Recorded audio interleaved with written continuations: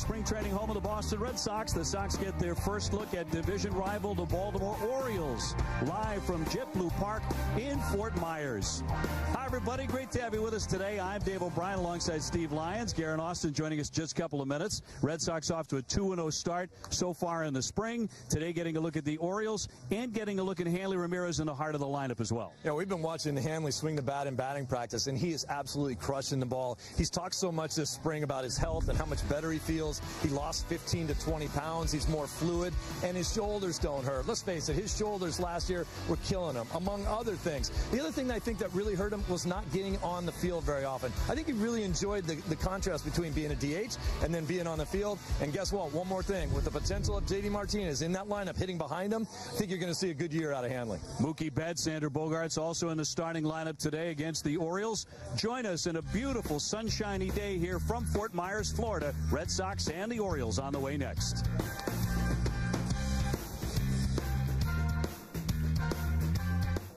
Tuesday.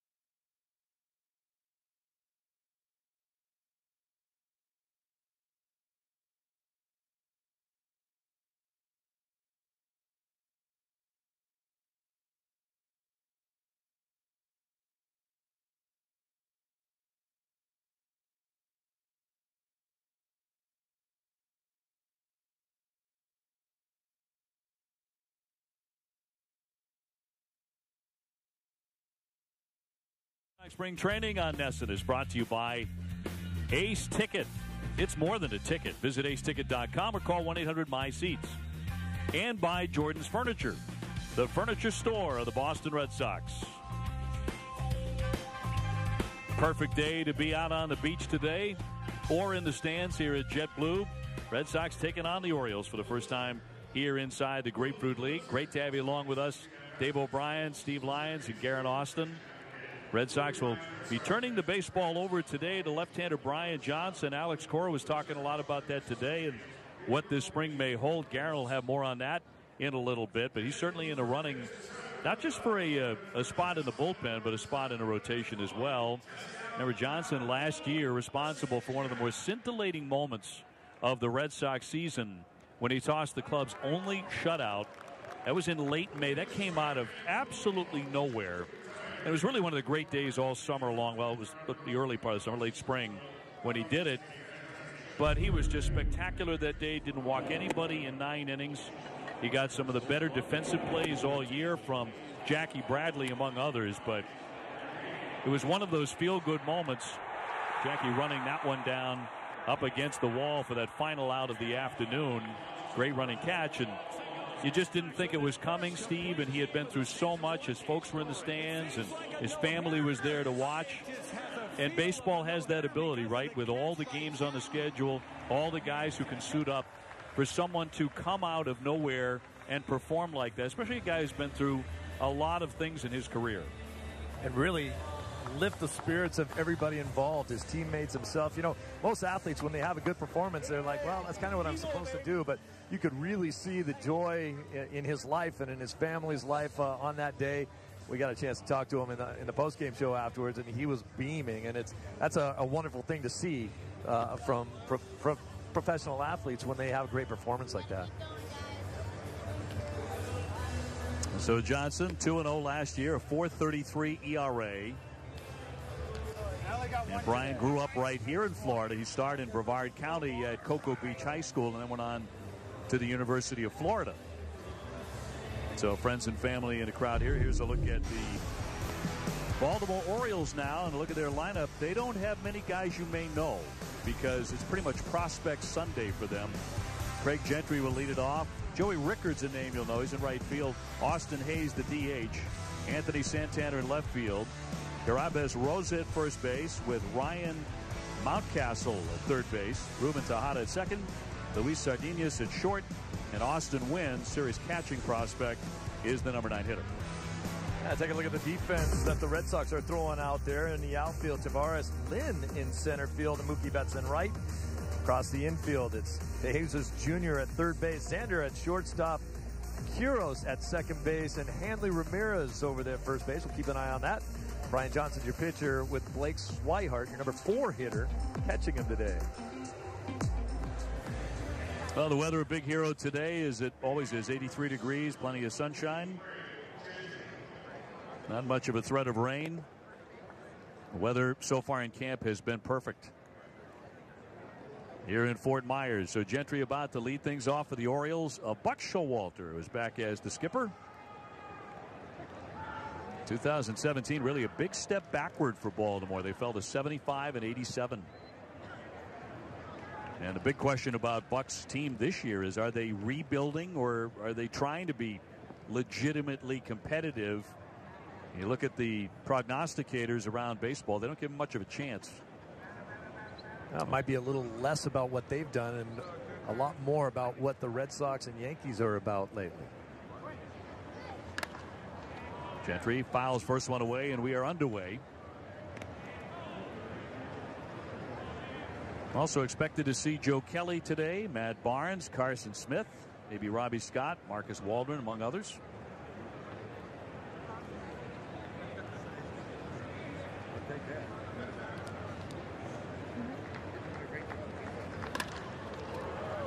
Xander Bogaerts with the scoop. And low throw, and nicely done there by Hanley at first base. Hanley Ramirez. It's funny, you and I were talking about before the game, and did Hanley get enough credit when he played a couple of seasons ago first base on an everyday basis? Did he get enough credit for doing a solid job? I don't think he did. I thought he was really, really good down there. He did things like he did right there, saved his teammates from making errors, and that's what you ask out of your first baseman. You know, there was many people that thought it would be a disaster. I was one of them, and he completely proved me wrong, no question. I think he proved a lot of doubters wrong. Rickard hit .241 last year for the Orioles with 4 home runs. Facing Brian Johnson. So in Johnson's case, every spring outing, very, very important for him, even if this only goes a couple of innings today. And you know, with his stuff, he's got to throw strikes, he's got to locate, he has to have excellent command. When he threw his shutout, he had all of that going.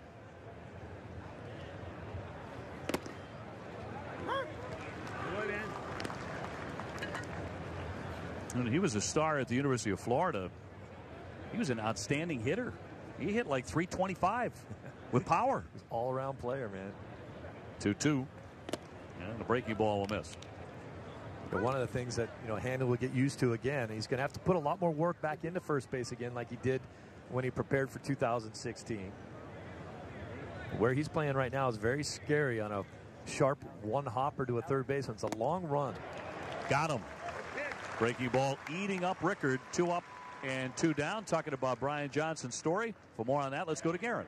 Well, Obi, what a moment last May for Brian Johnson. Complete game shutout after battling injury, anxiety, and being robbed at gunpoint, and to do it at Fenway Park with his family in the stands. Johnson said that any time that you have success at the big league level, it's something that you can go back to when you hit a rough patch. He did say that he had a conversation with Alex Cora and pitching coach Dana Levangie about transitioning to the bullpen, and he said he's excited. It's something new. But guys, as you mentioned in the open, Alex Cora this morning told us that Eduardo Rodriguez and Stephen Wright are not expected to be ready opening day, so that leaves that 5th starter position open.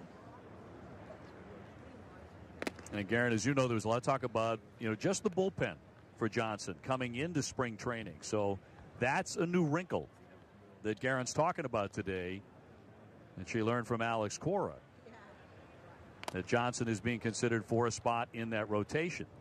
Well, that means you change the way he gets ready for each start. Obviously, if you're a guy that's going to be in the bullpen, you have to get ready in a different way. You have to be ready to pitch sometimes on a daily basis. And now if you're thrust back into that starting rotation, you have to plan ahead for that. He's got about a month to do it.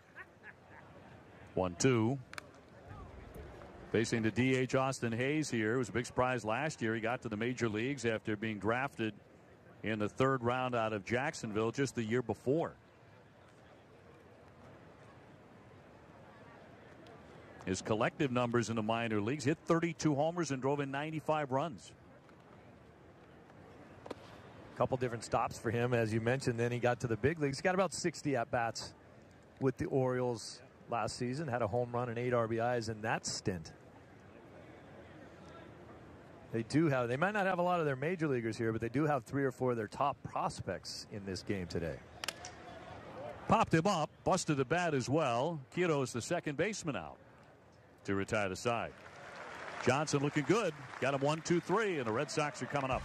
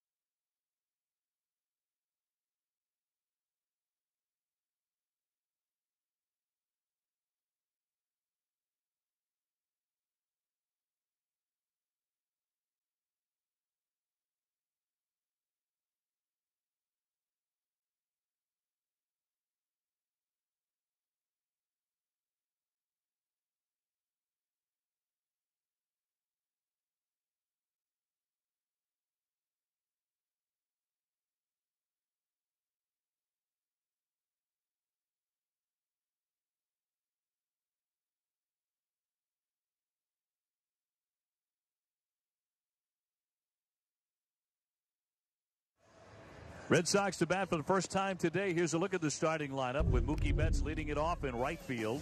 24 home runs this season ago for Mookie, 102 driven in. And, of course, just has eaten alive the Orioles, particularly at Camden Yards. Xander Bogaerts to be followed by Hanley Ramirez, then Blake Swihart, the cleanup man doing the catching. Jeremy Barfield, the DH. Zue Lin is in center field, where he did play some in the minor leagues. Esteban Quiroz at second base, Ivan De Jesus at third, and Anuri Tavares in left field up against Gabriel Inoa. Last year, 2-3 at the major league level, a 4.15 ERA for the right-hander. He's acquired from the Mets in a trade.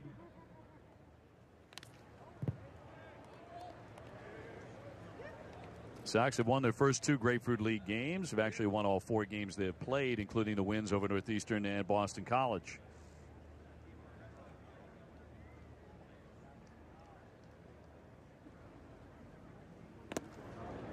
0-2 on Mookie. Alex Cora intends to lead off Mookie all season long.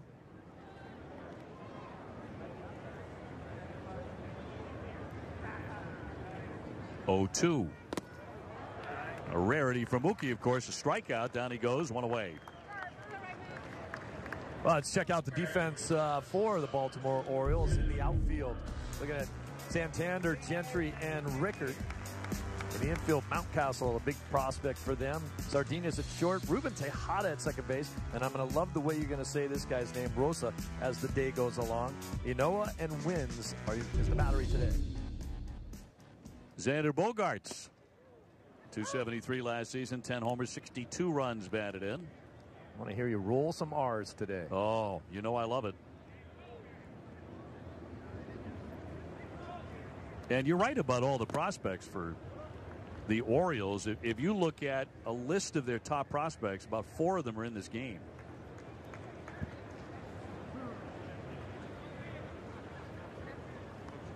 And a 1-1 to Bogey. To left center field. Gentry dives. He can't get it. Smothers it. It'll be a base hit. So Xander Bogaerts with the first knock today for the Red Sox with 1 down. Gentry very lucky to come up with that ball. He dove for it. He wasn't close to catching it. Easily could have skipped past him, but somehow he kept it in front. Bogey would have been on second. Instead, this ball, when you dive for it there, you better make sure you stay in front of it, or else it's up against the wall, and Bogey has to stay at first. It's up against the wall, or when it hits the grass, you need some new dental work. Yeah, we saw that the other day in a game, right? Bounced right off of someone's noggin. Here's Hanley now, 242, 23 home runs a season ago. And you talked about those shoulders, those aching shoulders that he played with last season. A major reason his numbers were down from 30 and 100 the season before. And the impact that J.D. Martinez could make hitting right behind him. Yeah, it could be a huge difference for a lot of guys in the lineup. It just lengthens it out. Certainly would give the lineup a lot more pop. And you can't really pitch around Hanley Ramirez.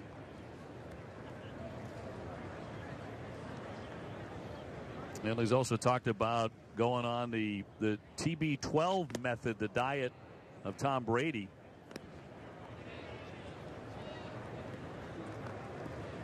And he's dropped, as you mentioned, 15, 16 pounds.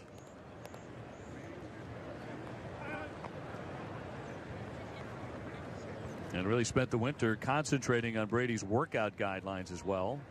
So he started doing that last year at the end of the season a little bit with the bands. And really liked it and the impact it had on his body. Yeah, less heavy lifting and more band work and flexibility issue.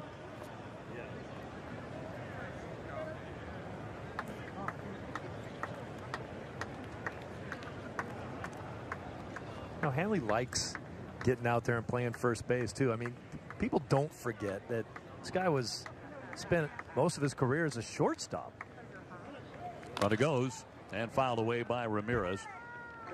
For him, the contrast of playing some first base and occasionally DHing, bouncing back and forth, having it be exciting instead of just the monotony of DHing every day, I think, really didn't set all that well with him. And that contributed to some of the downfall of last season. Still did hit 23 home runs. It was the RBI numbers that were really took a tumble, but that also has a lot to do with who's on base in front of you when you get up there. And Bogaerts had been running on the previous pitch. He's holding here.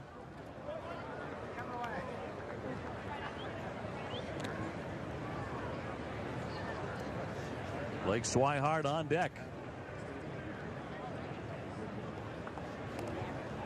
You know, he spent most of his season last year at AAA, where he was 6-9, a .525 earned run average.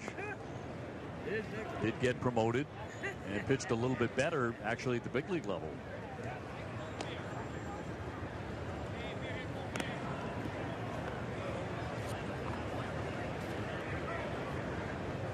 Come on, Haley.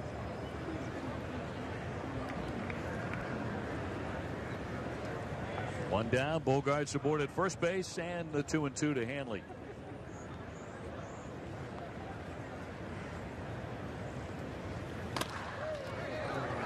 Fair ball behind the bag, Mountcastle. He'll go to first base and a clear throw off line. Bogaerts stops at second. And Hanley Ramirez is aboard. Red Sox get something going right away. That play was completely created by Bogaerts hustling into second base. Mountcastle thought he would have a play over at second base to take the easy out over there. But when he looked up, Bogey's almost already there. So what do? I got a double pump, go make a long throw to first. And he doesn't make the play, and everyone's safe. So it'll be an E5. First and second for Blake Swihart. Here early in the spring, the Red Sox have been striking pretty early. That is one of the problems for Mountcastle. They say he's an outstanding offensive talent. They can't find a position for him. Swihart with a high fly into the sunshine. Santander all the way back, now turning around, and it catches the wall. Xander Bogaerts rounding, and he will score. Hanley down to third base. That kept on carrying and carrying. Santander eventually turning around to play it off the green. And the Sox take a 1-0 lead. Not a stiff wind here today, but the wind is blowing out, and that's a good opposite field swing. Swihart does that very well. You're having some trouble with the sun. You're having trouble with the wind. It's up off the green monster, and then everybody's running. Good off-field power for Blake Swihart. And Xander able to score easily to make it 1-0. So that'll bring up Jeremy Barfield, who's the DH today. Big guy, 6'5", about 235 pounds, now 29 years old.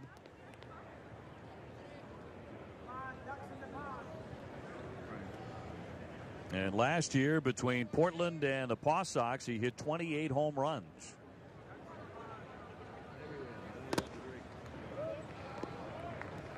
Well, that's what you're going to expect him to do, as you mentioned, the size and the 230 pounds. And that's a guy that they want up there to do some damage with his swings.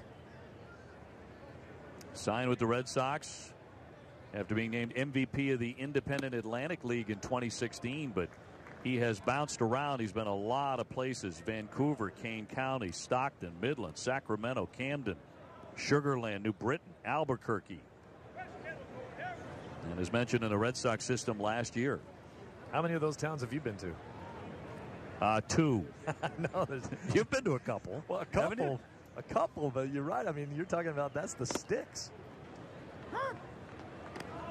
Not to mention Mexico for a quick spell for about 11 or 12 games. So hoping for that opportunity. Originally selected by the Mets in the 9th round of the June draft back in 2006. And the 3-1 hammered foul. One of my minor league former managers in the Red Sox system, also a guy who coached at the major league level, Tony Torsia, said, you know, this game is, you're never sure how it's going to pan out. And if you continue to work, you just never know when you're going to fall out of bed one day and become a better player because the work catches up with you. He's older, but they're going to give him a look. Yeah, Daniel Nava stories do happen. That one got by him for strike 3. So Barfield whiffs, and they're 2 away. That will send up Zhu Wei Lin, who is in center field today for the Red Sox. This pitch just up, climbed the ladder, couldn't catch up with it. And those are the type of at-bats that we're talking about. He must be productive in that situation. Guys on second and third, less than 2 outs. Got to find a way to get someone home. Zhu Wei did not play any outfield for the Red Sox the time he was with Boston last summer. He did in the minors. He's got runners at second and third and 2 away.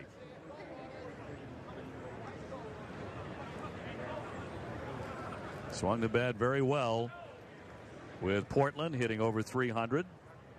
24-year-old from Taiwan.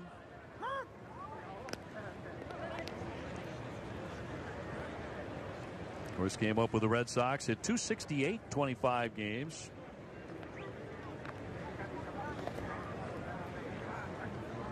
And his wife celebrating the birth of a little girl, their first child, last September.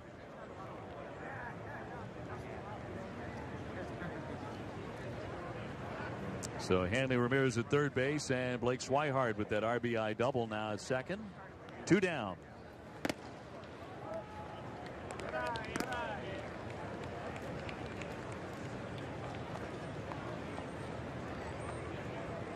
The major issue, of course, with the Orioles last year, and the reason they backed up so dramatically, was starting pitching.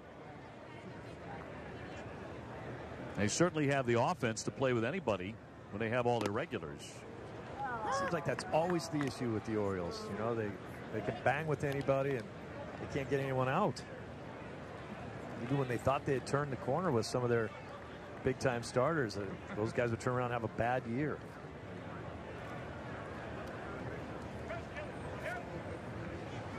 2-2. And a full count on Zue Lin.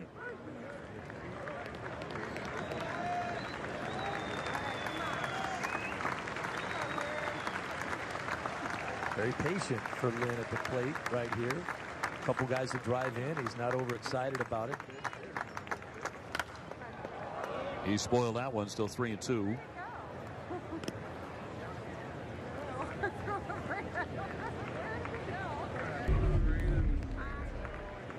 Saw a lot of pitches, got to a point where he saw one he liked. Just a nice, short, compact swing out of Lin.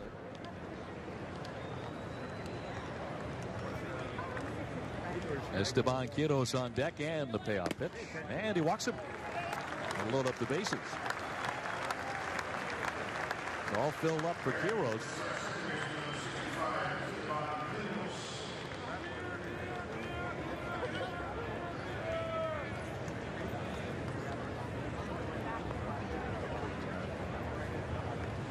So no place to put him. Red Sox with a chance to do damage right away here against Inoa. Error in the inning certainly didn't hurt him or help him very much. Did hurt him for a moment. We'll see if it comes to be a big deal. And in there for a strike.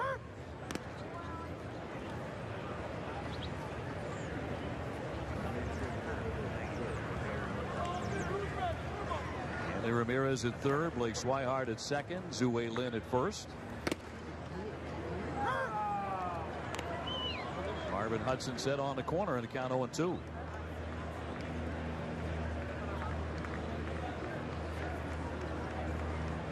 We're going with 3 umpires today.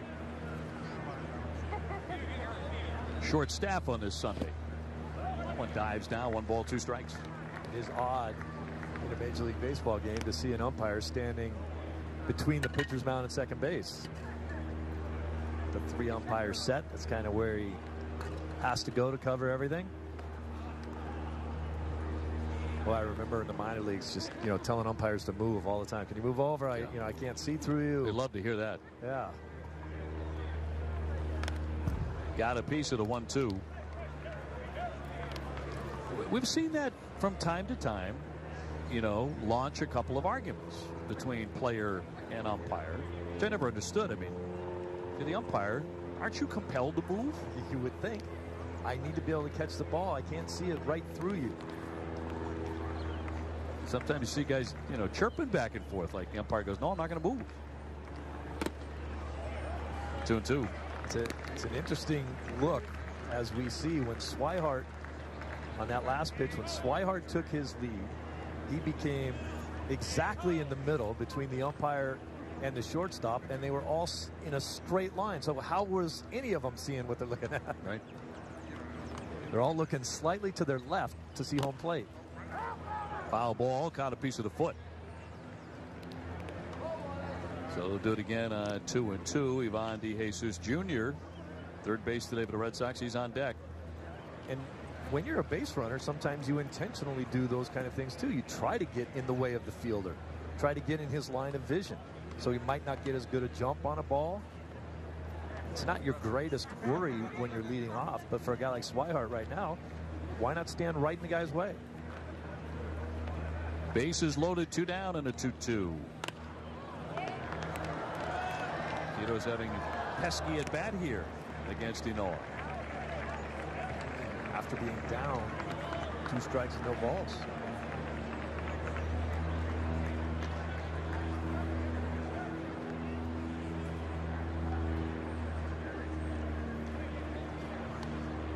Ramirez, Swihart, and Lin getting their leads. And it's 3-2. So the runners will be on the move.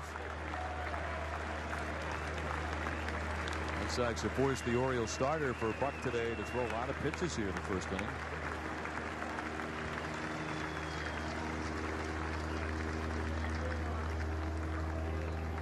And the 3-2. And he gets him. He struck him out to leave him loaded. Red Sox do get 1-0 after 1.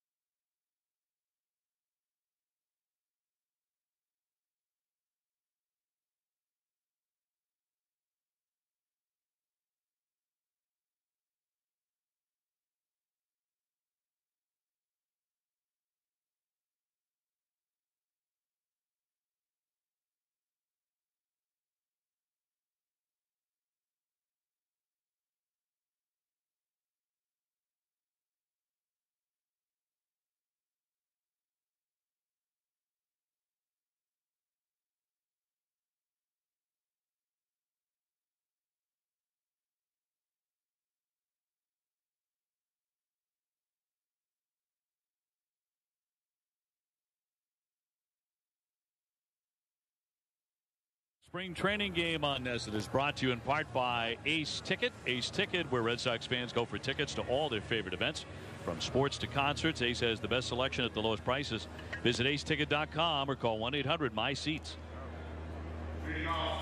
Sox with a 1-0 lead. Did leave them loaded. There was a lot of action in that inning for one run, huh? A lot of pitches by the Orioles starter. Strikeouts, errors, balls off the wall, people running all over the place. One run. Anthony Santander will lead things off in the inning against the left-hander Johnson. Brian Johnson got him 1-2-3 with a strikeout in the first. Santander, a 2016 Rule 5 guy, missed most of last year because of a shoulder injury, but another one of their prospects who's playing today. I guess if you're going to pick a time to get hurt after you're a Rule 5 guy is not the worst situation. Right. Under that circumstance, they have to keep you. And I think they have to keep him again for a period of time this season as well. That's correct, yeah. A certain number of service days. 44 or something like that I think he has. Which right. It didn't work out terribly. You don't want to get hurt. But. No. But, I mean, you think about it. He was in the minor leagues. He had been making a minor league paycheck. He got hurt. He's getting the major league minimum salary for a season without playing. Chopper for Quiros. One away. Now, of course, when they have their everyday lineup, it's a pretty fearsome lineup. Last year, the Orioles had 7 guys who hit at least 20 home runs. None of them are here today. Adam Jones, Wellington Castillo is not even with the club anymore. Mark Trumbo, Chris Davis, Jonathan Scope, Manny Machado, and Trey Mancini. None made the trip over from Sarasota. Well, you were talking about that new rule that they made until March 1st because of the short spring training this year. You don't have to take any of your regulars until March 1st. These early on games.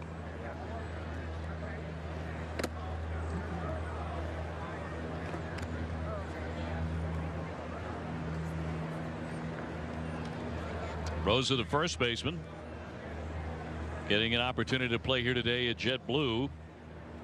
He'll be followed by Mountcastle. Hard hit. Nice scoop by DeJesus. Came in on it and got him 2 away.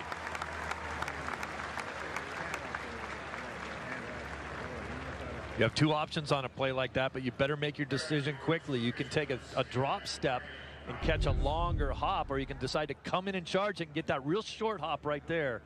That's what DeJesus did. Now, if he had hesitated at all, he wouldn't have been able to get on that ball quickly, and that last hop that he caught would have eaten him up. Native of Puerto Rico. He's been around a while. Not 30 years old. He's not a kid. Played against his father. You did? Yeah. Ivan Jr. does have some big league experience, including with the Red Sox. Back in 2012 at Cincinnati and the Dodgers too. He was ready to make an impact on the Dodger organization a few seasons ago when he had a horrific injury during spring training that messed up his leg. Wave and a miss. Down goes Mountcastle. Another clean inning. Johnson gets him 1-2-3.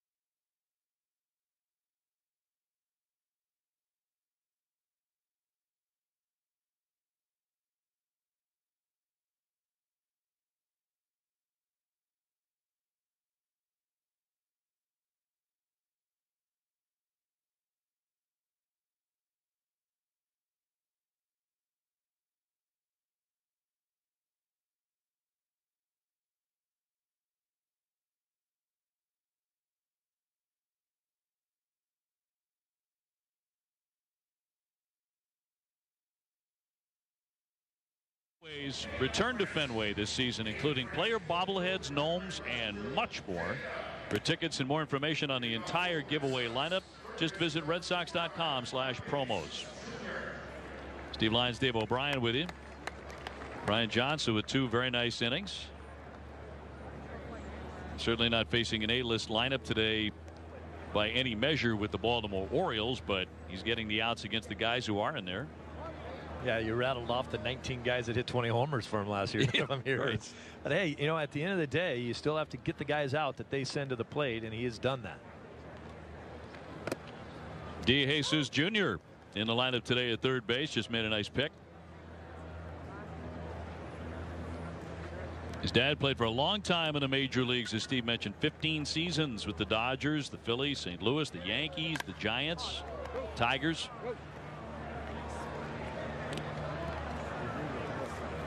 And DeJesus, part of that delivery of nearly 10 tons of supplies to aid Hurricane Maria recovery efforts in Puerto Rico back in January. It was a JetBlue plane. Cargo included medical supplies, vaccines, first aid kits, flashlights. Flies that one along the line. Rickard to put it away, one away.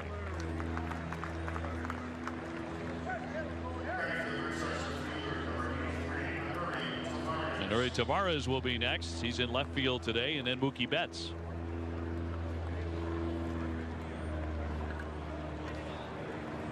Tavares, left-hand hitter from the Dominican Republic.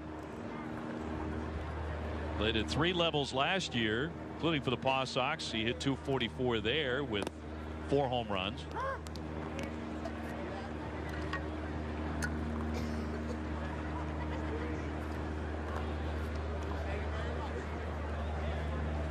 Andy Noah has a pretty good fastball.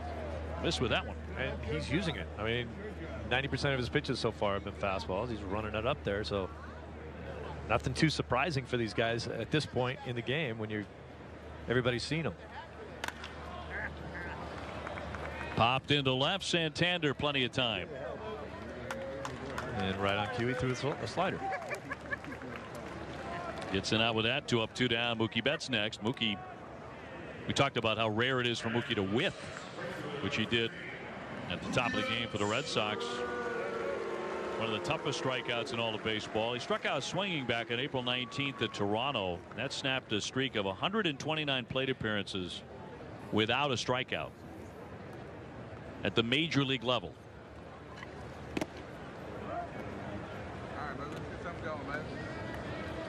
I asked Mookie about his offseason, you know, what he did. And he said, I bowled a lot.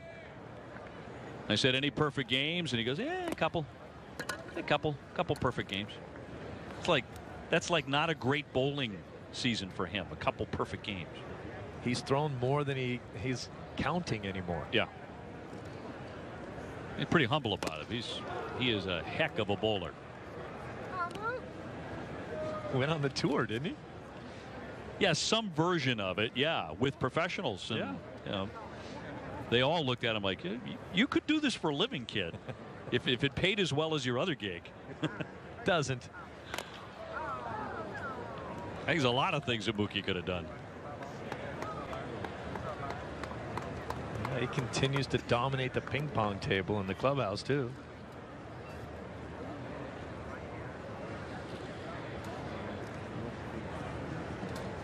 I can't wait to get to Camden Yards. I can tell you that for the first time this season. It's his own personal playground.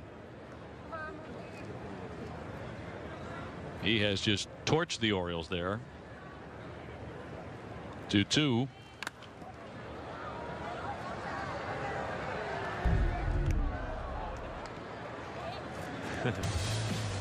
The 11 home runs are the amazing thing. Yeah. He's hit 12 against them, 11 of them in their own backyard. That batting average 301, I would have bet a lot higher. But it seems like every time he does connect there, it's gone. And that'll be in there for strike 3, so he'll take a seat. Striking out for the second time today. Ynoa looking sharp there, gets the Red Sox in order. See if we'll have a big offensive day. Everyone's swinging today, 1-0 Red Sox.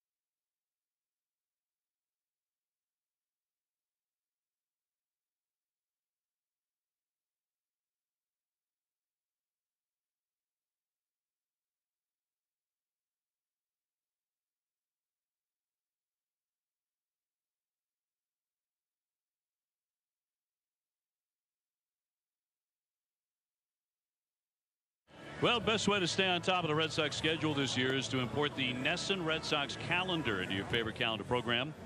Visit NESN.com/schedule today.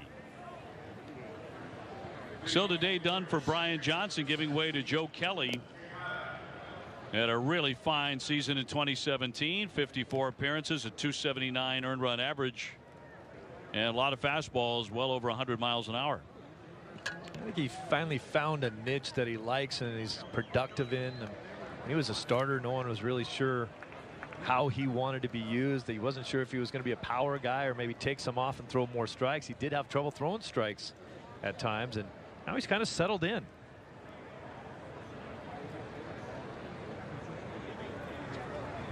Joe got smoked on a leg by a ground ball the other day, but he shook that off. He's all right. He's limping around pretty good for a couple days. Ruben Tejada at second base today for the Orioles. He'll take ball one.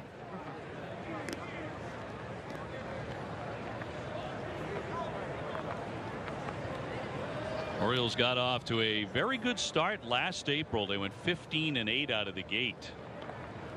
And it looked like they might be something, might be a big factor. Popped up down the line. Bogarts, DeJesus, Xander there leaning and can't get to it.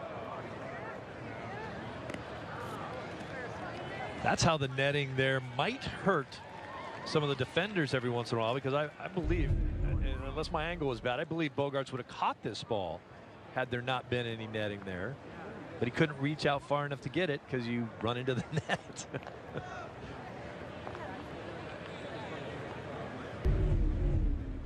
You think? Yeah. I think he probably would have caught it. Safety of the fans is a good idea. He did go. That's a swing and a miss. 1-2.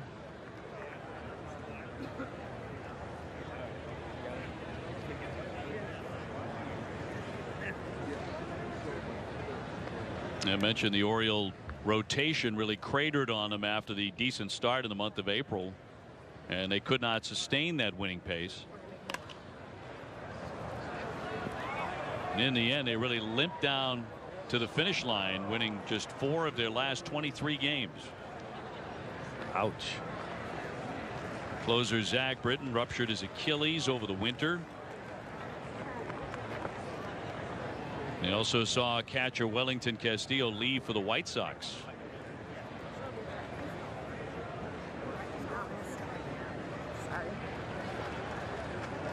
And a 1-2 from Kelly. I guess with the extra netting here too, you know, something else we'll never see is like a play like Jeter did, where he dove into the seats, came up bloodied. Some real extra effort from guys. We've seen catchers that like to go tumbling into the seats chasing foul balls. Won't see that much anymore.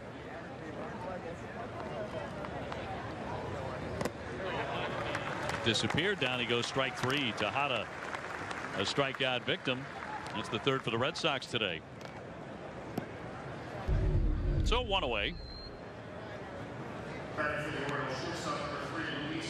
Yeah, that's what makes things unfair when you're facing Joe Kelly, because he can throw it 100 and then throw that nasty breaking ball at you. Take a lot of miles an hour off of that pitch and get some extra movement. Luis Sardinia is the shortstop to step in. And Austin Wynns, who is one of their top prospects as a catcher. Going to be using that phrase prospect a lot today. There may be one player in this lineup today who will be in their opening day lineup against Minnesota. It might be Austin Hayes.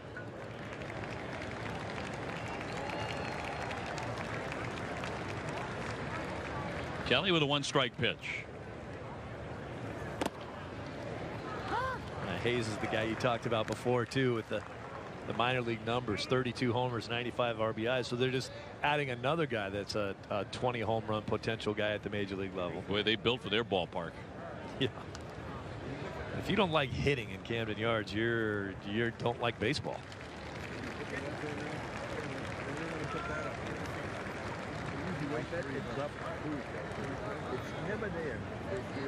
Now, last year the Orioles were very, very good in April, but what about this year?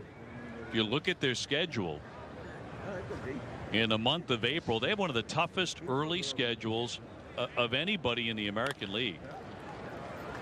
Kiddos off the dirt. Kiddos has made a couple of interesting throws the last couple of days. And Hanley helped him out there a little bit. Austin Wynns will be next. Yep, they've got Houston, the Yankees, the Red Sox, and Cleveland all in the first month. Ouch. And they open with the Minnesota Twins, who won 85 games last year. They're no slouch. All the best teams in the American League. So it could get ugly very fast in Baltimore in April.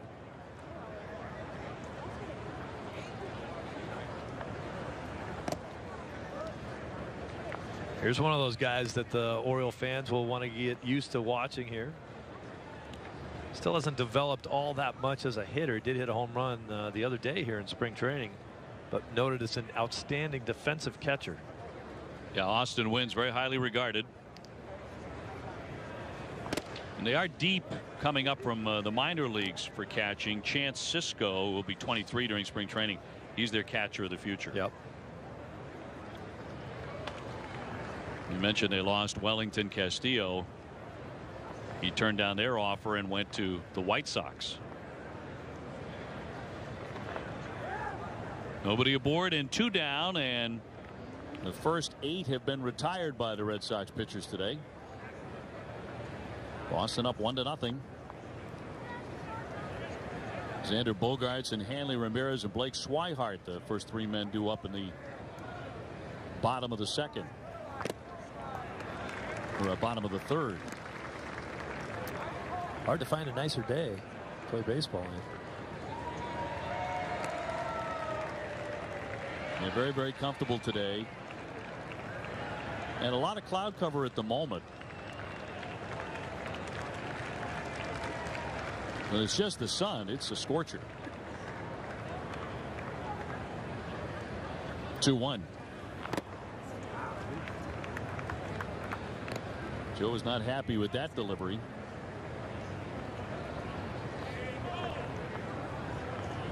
Just a bit of a breeze today out towards center field.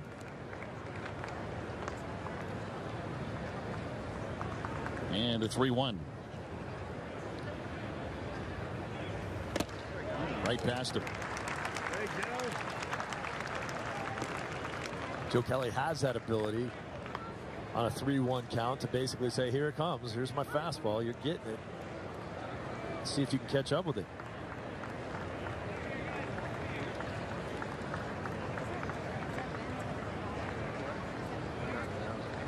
Three-2. He puts him away. 2 strikeouts for Kelly. 1, 2, 3 they go for the 3rd consecutive inning.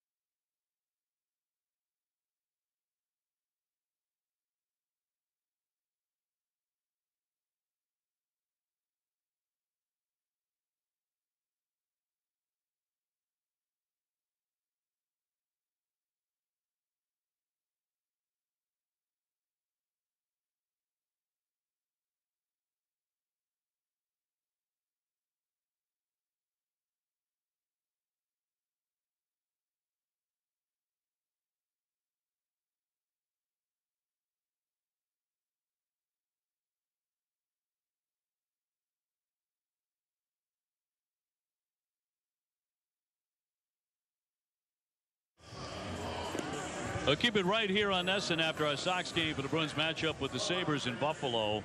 Dale Arnold and Barry Peterson get you set with everything coming up at Sox Bruins doubleheader all day on NESN. Bruins made a big trade today, acquiring forward Rick Nash from the Rangers in exchange for a bunch of guys. So they'll be talking about that deal and much more to come. It was expected to be a long run in postseason play for the Boston Bruins coming up. Xander Bogaerts about to lead off here in the last half of the third inning. Red Sox with a 1-0 lead. Xander and then Hanley Ramirez and then Blake Swihart. First time up, Bogaerts with a base hit, and he scored the lone run.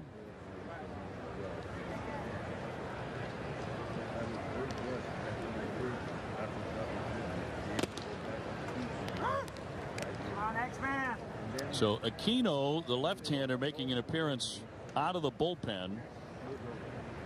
Yono went the first couple of innings, allowing 1 run.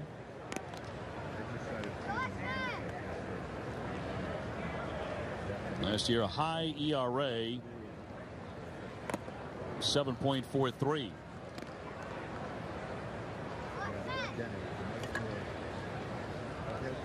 Xander entering his 5th full major league season, and he's just 25 years old.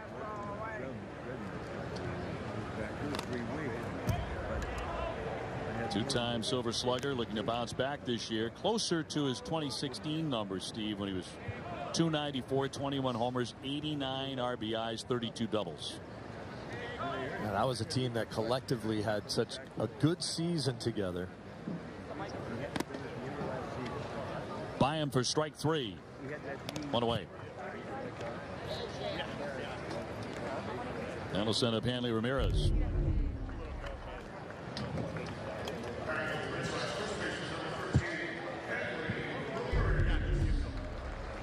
Hanley reached on an error by the third baseman in the first inning.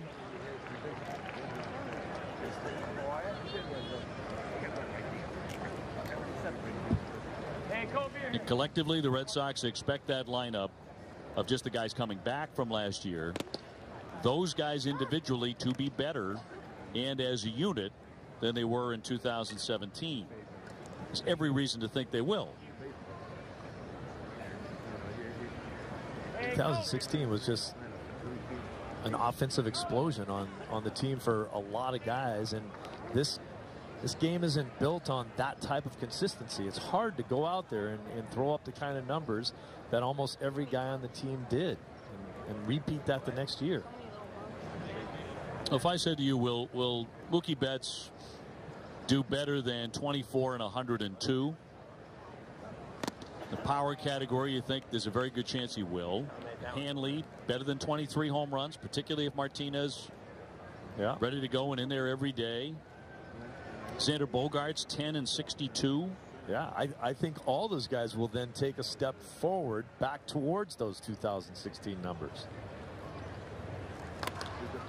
But what did happen in 17 was not so atypical. I mean, everyone took a step back. Hard to repeat those numbers. Yep, happens more often than not. Really, the only guy that had a better year than he had in 2016 was Vasquez, and that was because he was hurt the entire season.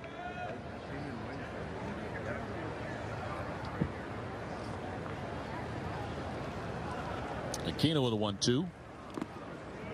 Good patience there by Hanley. 2 balls, 2 strikes. Blake Swihart will be next.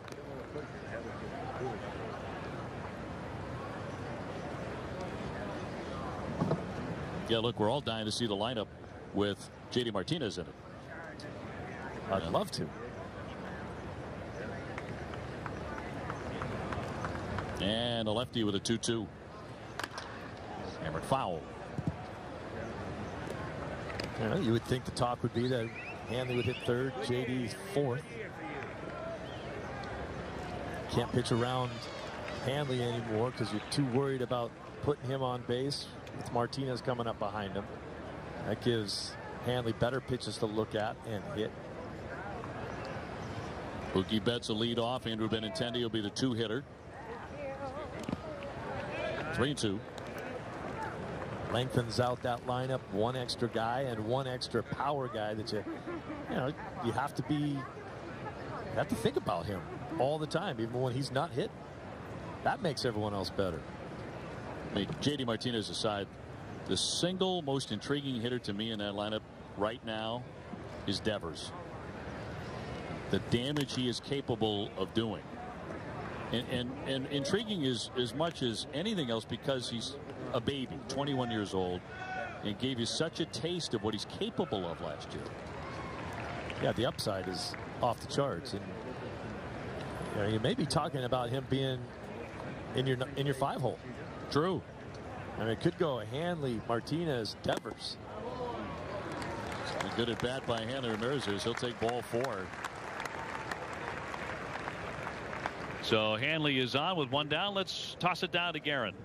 Thanks, OB. Well, the Red Sox players had another meeting this morning, but this one was to come up with signs. Alex Cora said now that they can only have 6 mound visits, they need to adjust and get creative and come up with signs for very simple things.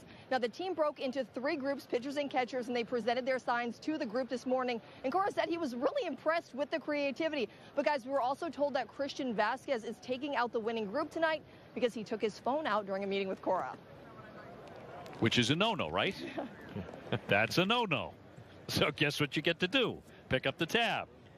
That could be an expensive dinner. It's kind of a fascinating process there. Breaking up into groups and coming up with signs that are going to be used during the season. Well, it's a good way to do it because you get different ideas from a bunch of different guys that have either played in other organizations or even through the minor leagues have had signs that they felt worked real well for them that maybe 1 or 2 of the other guys in the group hadn't thought of. Yeah, you have virtually a whole new coaching staff this year. Sure. Those guys all have to get used to it. Different job for Dana Levangie, who comes from the bullpen to the pitching coach this year. 3-0 on Swihart. Blake with a double off the green in the first inning. Offensively, you're taking signs from a new third base coach. You get used to the way guys do things and it becomes a little bit easier for you. Now you're changing everything. And it'll be ball 4. So back-to-back walks to put men at first and second for Barfield. It was a very popular move to give the pitching coach position to Dana. One of many changes for the Red Sox. Now, many of us were quite fond of the coaches who departed. I think in particular the indispensable Red Sox third base coach Brian Butterfield is now at the Chicago Cubs. Wish him well. That man from Maine and just a great guy, as Barfield will take a strike. Hard worker, well respected by everybody. Carlos Febles has that job this year for the Red Sox. Tom Goodwin over at first base. They're brand new as far as the major league team. And we welcome them aboard. Barfield struck out in the first inning. He has runners at first and second. So he gets another RBI opportunity. But back to the signs just for a second. When I was with the Red Sox and Rene Latchman was our third base coach, he flat out told us we were a bunch of dummies. So he's made up what he called dummy signs. So he would do all the things, touch the brim of your cap, rub your arm, touch your thigh, do all this stuff. And it meant nothing. There's usually 4 signs. Take, bunt, hit and run, steal.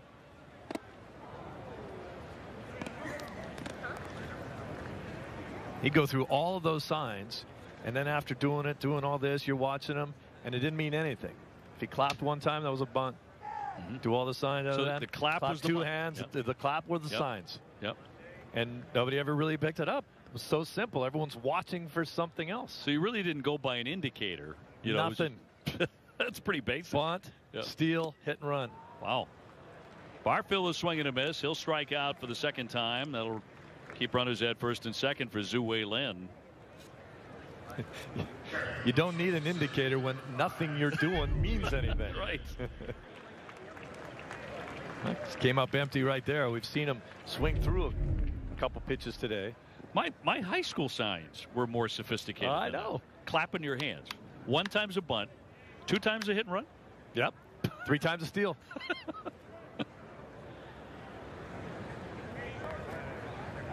Latch was a piece of work, man. He was right, though. We weren't the brightest. Yeah. Sometimes you have a particularly bright crew, and other times not so much. We were missing signs right and left. We weren't getting it right. But nobody picked up on it. No. Then took a walk in the first inning. 2 down. Red Sox had 1-0. You know, what a lot of third base coaches do is they'll kind of lean in and walk towards you a little bit while they're giving you their signs. And then when they're done, they'll kind of turn around. And that's what he would do. He'd get all the signs. He'd kind of turn around and then do his couple claps on his way back to his coaching box. It was just like, all right, guys, let's go. Worked out well.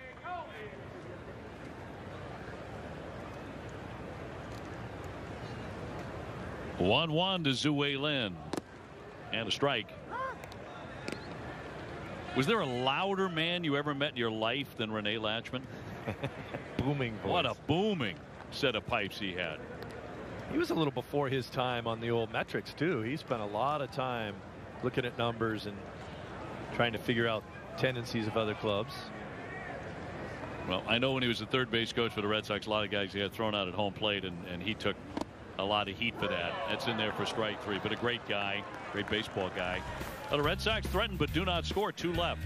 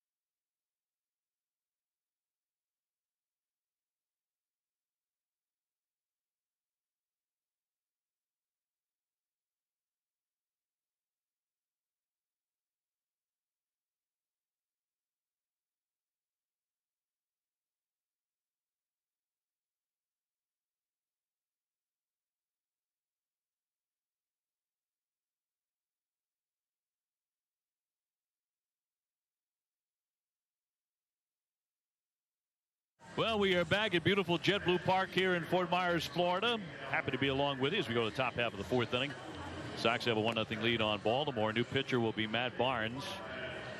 And Matt's sporting a new number. He's rocking a new number. It's number 32 this year. He switched from number 68. You look at his numbers from a season ago. Down to a lot of games, a 3.88 ERA for the right-hander from UConn. Like Barnes, as he continues to mature as a pitcher, is just looking for that all-out consistency. You'd see games out of Barnes where he would be dominant, and other times where he'd have trouble finding the plate. Now he'll get the top of the order. He'll get Gentry, Rickard, and Hayes for the Orioles.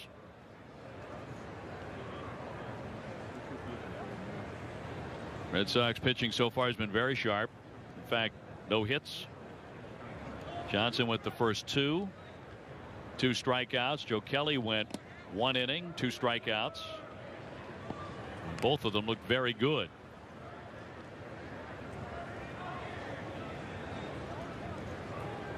If you had your choice, would you wear 32 or 68? There's a story behind that, and we will share that when the regular season gets underway. Suspense. A base hit here for Gentry. First hit of the day for Baltimore.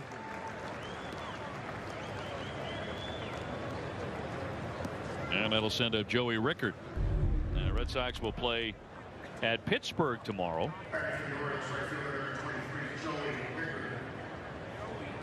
Taking on the Pirates at 1 o'clock, and then right back here at JetBlue on Tuesday. It'll be split squad, and in fact at 6:05 that evening on Tuesday, we'll have it for you. Nesson, little trickler on the bunt foul, be taking on the Minnesota Twins over at Hammond Field. Looked like he bunted that out of self-defense, didn't it? Ball might have ran up and in on him.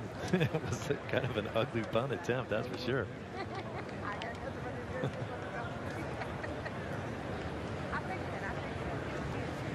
Austin Hayes on deck for the Orioles.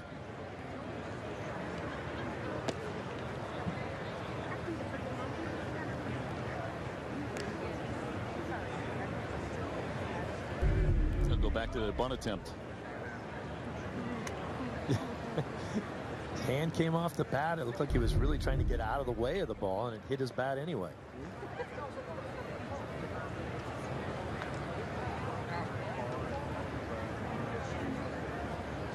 The 0-1.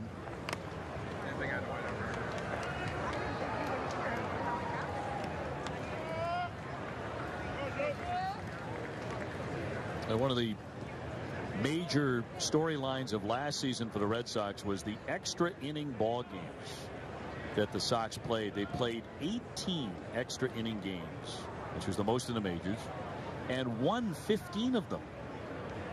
Went 15-3 in extra innings, and matched a single season franchise record set in 1943. Most extra inning games, most extra innings played as well.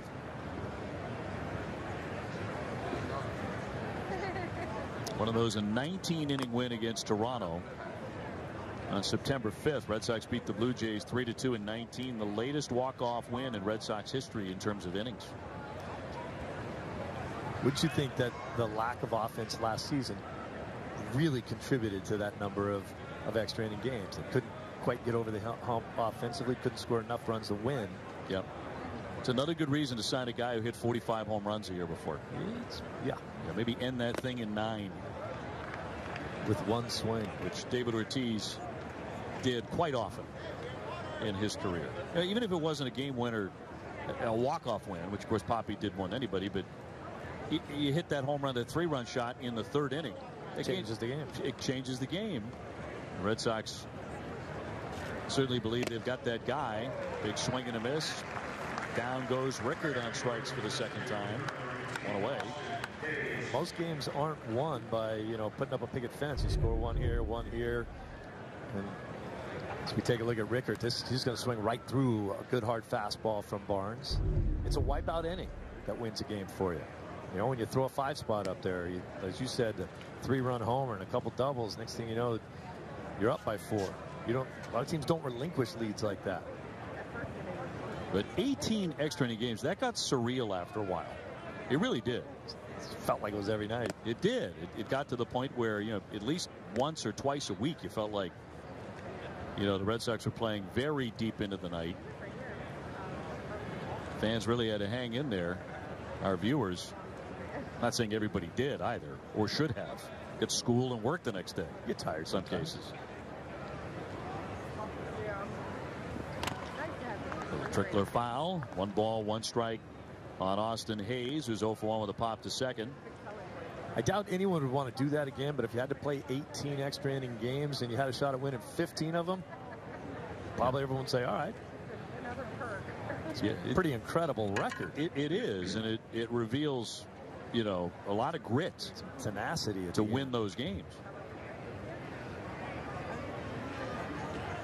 1-1.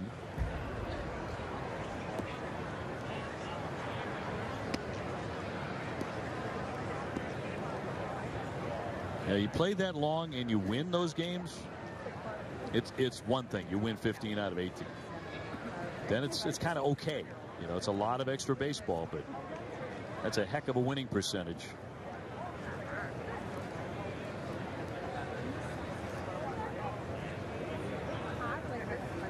Barnes looking to finish off Hayes here with a 1-2 pitch. And just missed apparently. 2-2. It's really a nice pitch out of Barnes right there. You're trying to entice him to swing at something that might be out of the zone. So you got to keep it close enough to get the hitter to offer at something. Matt did have 83 strikeouts in 69 2/3 last season, while walking 28.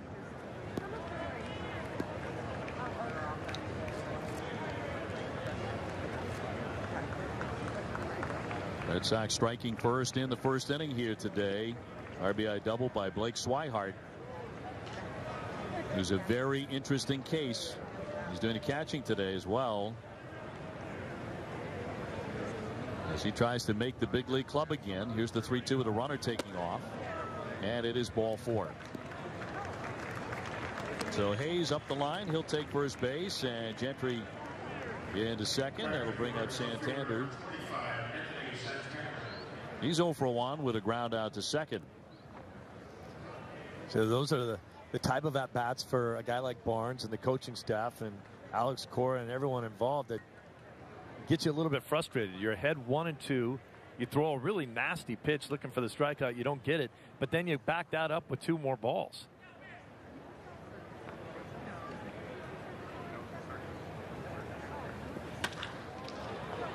Down for it, Quiros to Xander.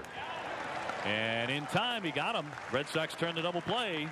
Matt Barnes gets out of the inning. First twin killing of the day, 4-6-3.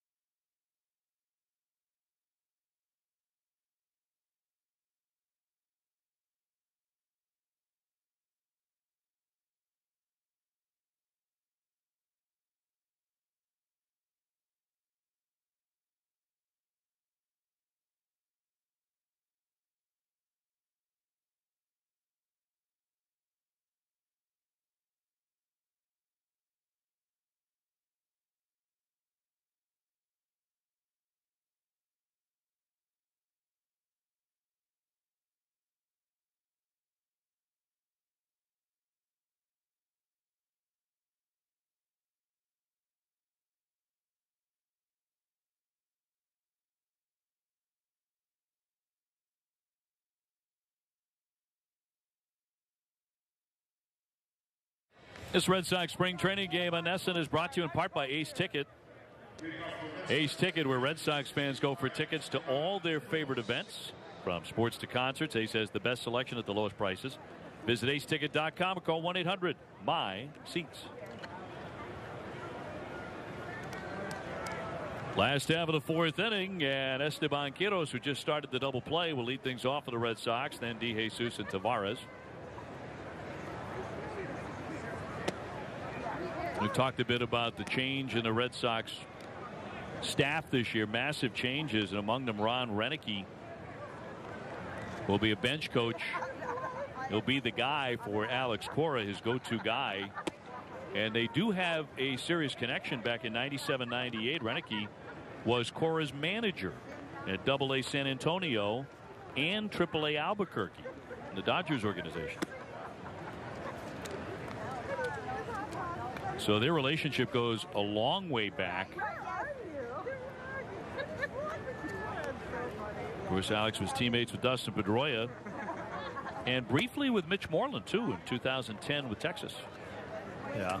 I mean, relationships like that are scattered all over the game. I mean, that's how you learn how to trust in someone. You get a job, you're like, I'd love to have this guy on my staff. We worked well together before. I think he's the same guy. I know exactly who he is, what he's going to do. That's how you end up.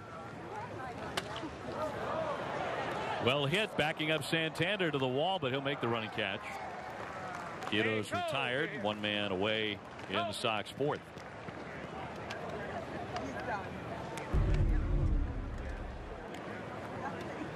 Pretty good stroke right there. The opposite field just didn't have enough to get it up against the wall. And a nice play in left field.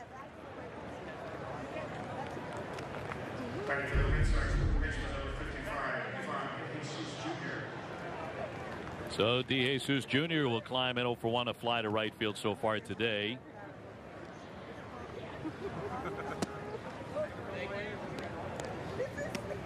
DeJesus has been a professional since 2005 in the Dodger organization.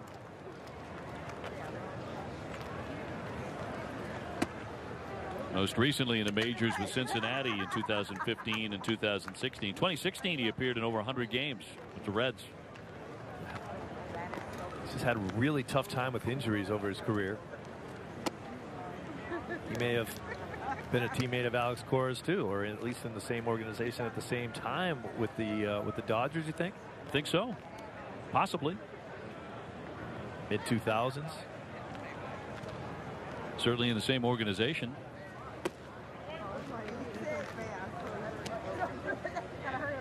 Now this guy can play second, third, short, a little first base, a little outfield. Alex Cora is really big on guys that show some versatility, and not just versatility in one spot or another. Rickard coming in, 2 down. These days we always talk about, oh, who's going to be the fourth outfielder or the fifth outfielder, and who's going to be that extra utility infielder. Cora likes guys that can do both. We want guys that can play the infield and the outfield. I think one of the reasons maybe why we're seeing Lynn in center field today. See what he can do out there. Played some in the minor leagues. We know he can be an infielder. He wants to see what he can do in the outfield and see it with his own 2 eyes.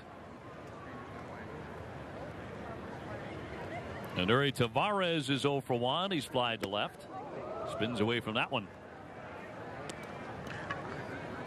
Really interesting in this camp to hear Alex Cora talk about hitting and the philosophy that he wants to see the Red Sox employ.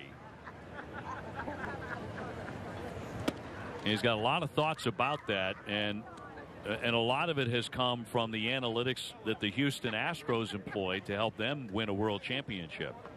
Among the things he talks about is, you know, this whole idea of really getting into a pitcher, a starter, wearing him down. That's gone by the boards these days because everyone's got a great bullpen. Everyone goes to that bullpen early. And everyone's willing to yank their starter much, much sooner than they used to. So that methodology is almost a thing of the past. And he's talking about, you know, getting a good pitch to hit. And you don't have to wait, you know, 8 pitches into an at-bat to do it. If you see that pitch in the first pitch or the second pitch, third pitch, we want you swinging. And hit it in the air.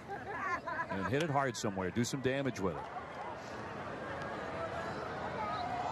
That doesn't mean be impatient, but it means if you get that pitch, we want you swinging the bat. Yeah, there's no question that, you know, starters are gone early. You know, the old school Red Sox of waiting guys out, you know, grinding out at bats, go 3-2, make the pitcher throw pitches, get him out of there. No one cares about that anymore. But up the middle for a base hit for Tavares. I still think that philosophy of not caring if my starter doesn't go very deep can come back and bite you later on, because if you're always in your bullpen early, it can hurt you. Good piece of hitting right there, right up the middle. Breaking ball, stayed right on it.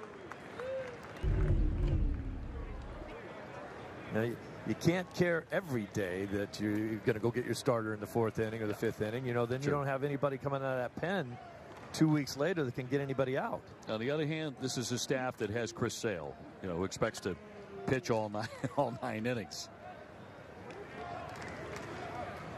As mentioned, a healthy David Price, which could be as important as any single thing in the Red Sox drive to go back to postseason play.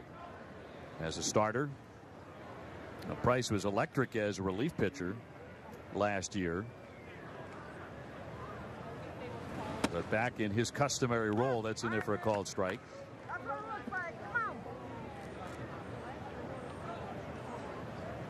Well, this organization didn't envision him being a 6th inning guy when they signed him here. They certainly wanted him to be the top end rotation guy, a horse, guy that's going to make 33 starts.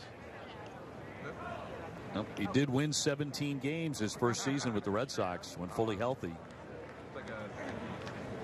Tavares on at first base, 2 down. Red Sox in the lead 1-0.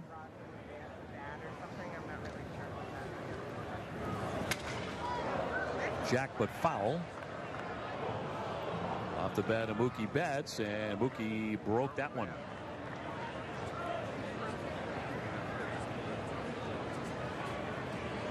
Mookie on today, a couple of strikeouts, so he's 0 for 2.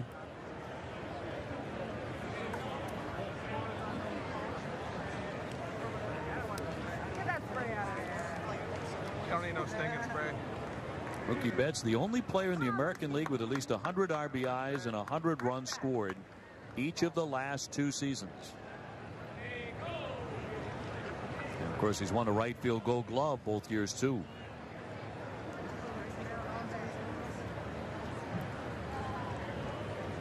There's not a better defender in baseball. It's a tough day at the plate, though. I mean, this is unusual to say the least. Yeah. 3 strikeouts today. 1-0. The Red Sox lead it.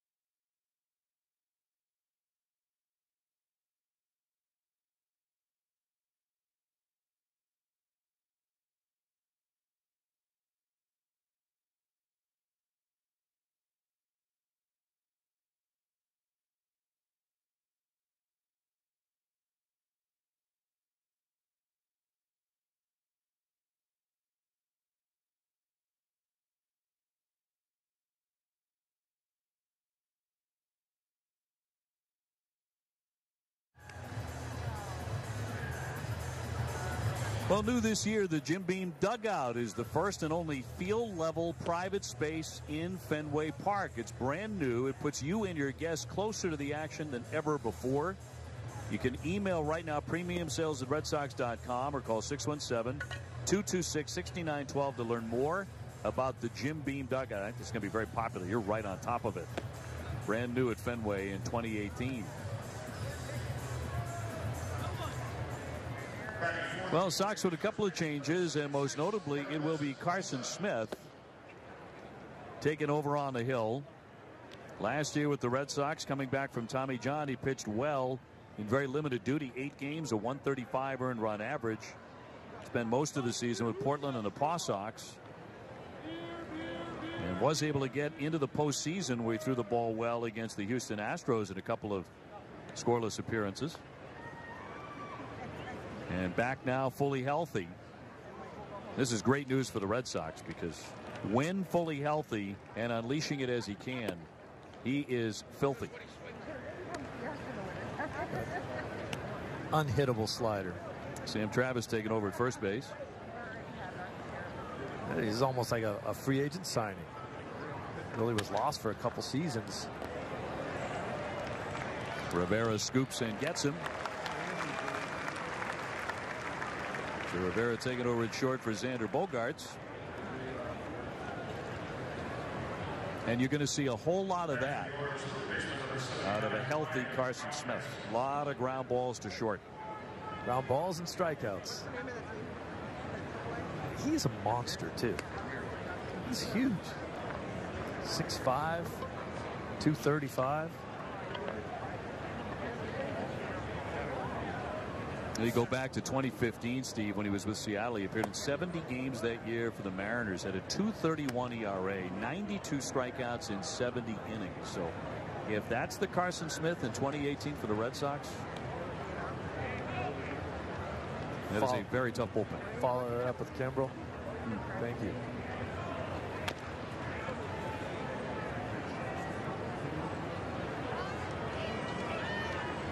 Here's Nate Castillo is also taken over in right for Mookie.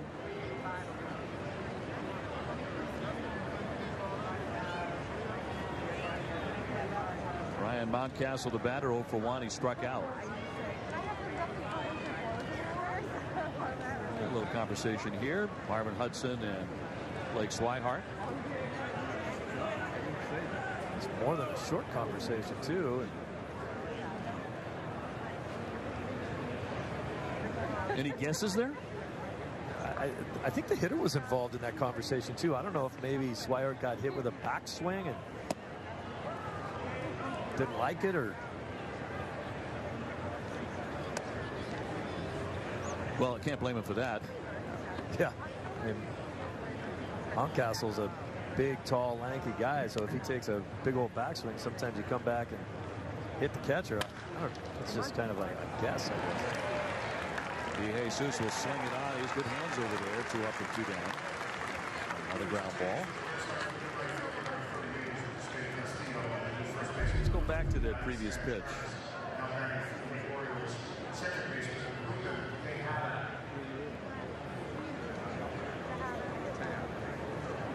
Huh.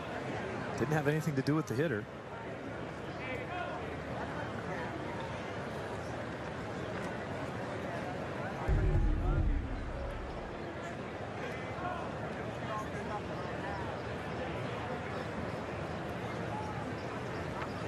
So 2 down. Tejada's 0 for 1. He has struck out. Orioles have been held to 1 hit.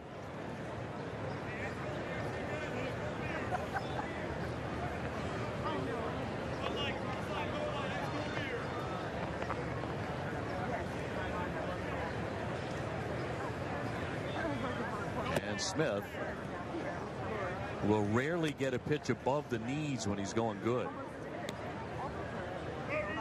He's just so hard to pick up as a hitter. That funky delivery, hides the ball well. It's hard to even call him a short armor. It's not really that. It just,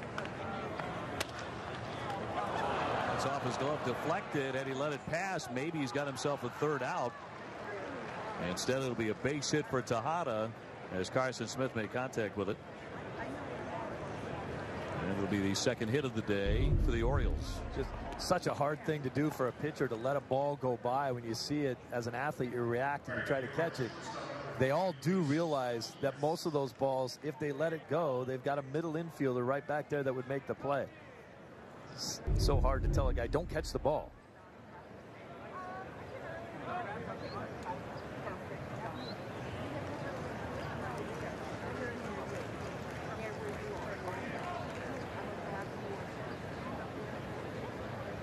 Sardinius 0 for 1. He's grounded to second. And I found that's particularly true what you just described about sinker ballers. You know, guys who get all those ground balls, they're so used to making plays. They think that they're almost an additional infielder. Instead of letting it go, some of the best sinker ballers have gotten hurt breaking fingers, breaking thumbs, reaching out for those hard ground balls. It's just it's a reaction that they find hard to stay away from. And, you know, when you sink a ball down and away from a hitter, you know, one of the best place that hitter's going to hit it is right back up the middle. So you are going to see balls up the middle. And a guy like Derek Lowe, who we see down here in camp every day. Yeah, it's great to see him the other day here. He got hit with more comeback shots at him than any pitcher I ever saw. Of course, Derek, who had a great sinking fastball but didn't have the greatest mechanics, many times would throw the pitch and have his back turned to home plate after he threw it. So he got hit a lot because he was in bad position. Got a good sense of humor too. It stopped in the chat a little bit, and I said, "Hey, you working with Rick Porcello?" He said, "Oh yeah, it's a big story. It's a big story that I'm here." You know, so that guy won a Cy Young a couple of years ago. It's a big story. Yeah, pretty modest. But one of the guys we're talking about, you know, working with working with players, and Mike Lowell doing the same thing with Devers. Now, sometimes these catches are painful, but it's worth it, right? Yeah, some of the great plays in the game sometimes doesn't even happen on the field. See if he gets another chance. Hey, Kobe here. Go! That's an old infielder, huh? Yeah, and checking out his broken finger. Because you're right, it hurts. You try to catch those balls barehanded. I'm telling you. Bring your glove. Wear that with pride, though. And a big bruise. Bringing that souvenir home with you. 1-2. That get called, runner goes, and no throw. Sliding into second base, Tejada. So the count 2-2. Oh, that was a strange situation. Nobody covered the bag. Nobody made a throw.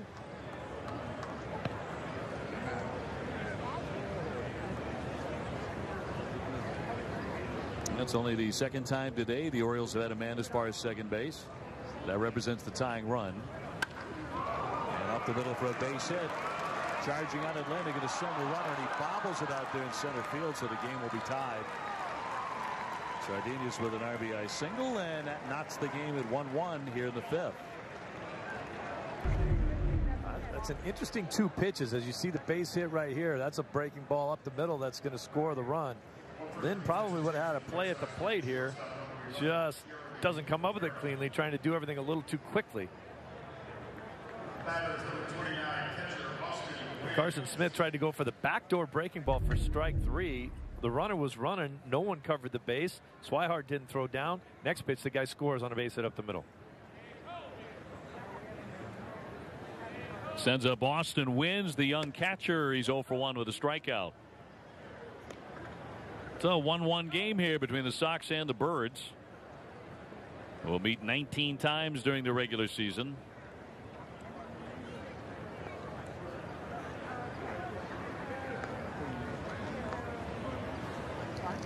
Two away. Rivera will go the short way to retire the side for the Orioles, but they do get their first run, and midway through it's a 1-1 contest.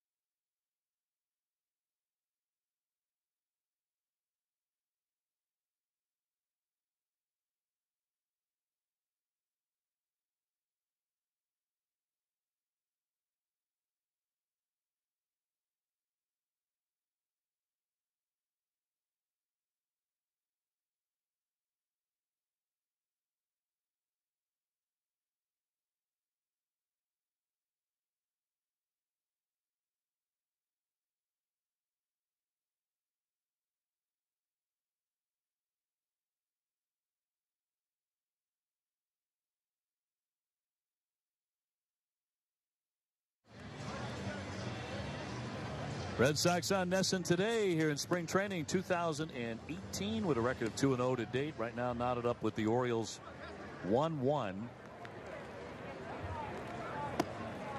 Jose Mesa coming out of the bullpen now. For the Orioles, he appeared at single A and double A last year, throwing very, very well. 1.93 ERA. And a big, strong right-hander. Well, you take a good look at him and you'll recognize the face. He is the son of Jose Mesa. Long-time big league pitcher. Yeah, very good one in his own right for many, many years. Hasn't got any major league time as of yet, but look at the numbers in the minor leagues.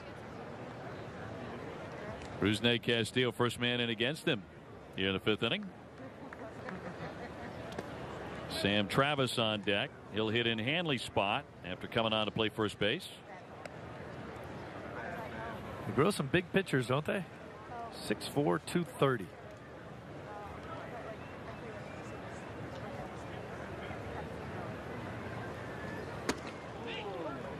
He held up 2-0.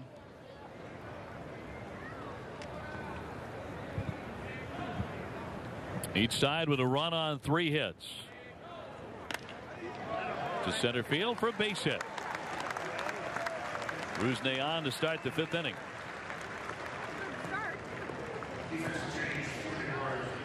Presley, the new center fielder, taking over for Gentry for Baltimore. So both sides starting to go to their benches. Typically the case about the midway point in the Grapefruit League. Cold beer here. Bud Light, Miller Light. And sends up Sam Travis. Man at first and nobody out. Red Sox trying to get something going again, as they did in the 1st inning. They've been quiet since. Xander Bogaerts with a base hit and a run in the 1st inning. Blake Swihart drove him in with an RBI double. That's really been the extent of the offense so far for Boston. It's a double, a single, an error in that inning, but they only scored 1 run. Kind of goes back to what you and I were talking about before. Just putting up 1 run in an inning.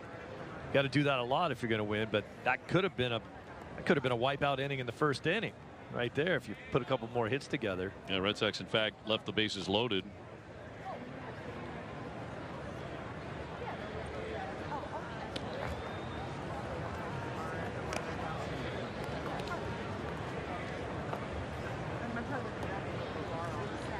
Well, good first effort today from left-hander Brian Johnson. 2 innings, no hits, 2 runs, didn't walk anybody. First time out of the chute this spring. As Garen mentioned, no advance by the runner here. Castillo staying at first base. Johnson is a candidate for a spot at the back of the rotation. Alex Cora was talking about that today. That with the injury scenarios right now with Stephen Wright, the knuckleballer, and Eduardo Rodriguez trying to come back from injury, that opens the door for somebody potentially. Runner takes off. Here's the throw on target and got him. Castillo cut down. You talked about wins and a guy they really like behind the plate for the future. Good catch and throw guy right there. Kind of funny. I think Castillo had this base stolen, but he didn't slide very well. Kind of got stuck in the dirt. It took him a little while to get to second base, and by that time, a good strong throw right on the money got him. And Travis will take ball 4.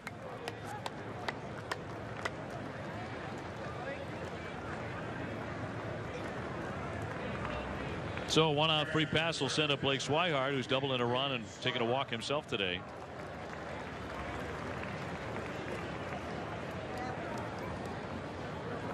That counts. Another mound visit. Now you talk about a really good swing that Swihart had earlier in this game. Boom. Drove that ball to the opposite field up off the monster. That was the run that scored.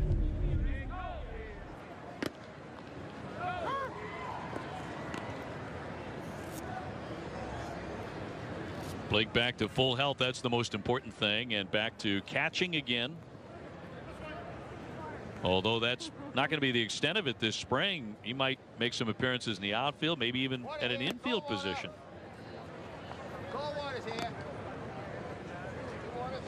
If it will get him a major league job and keep him with the Red Sox in Boston, he's all for it. Got to do what you have to do to stay with the club.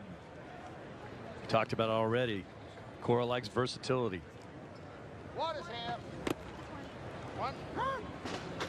450 now. 1 and 2. Thank you, ma'am.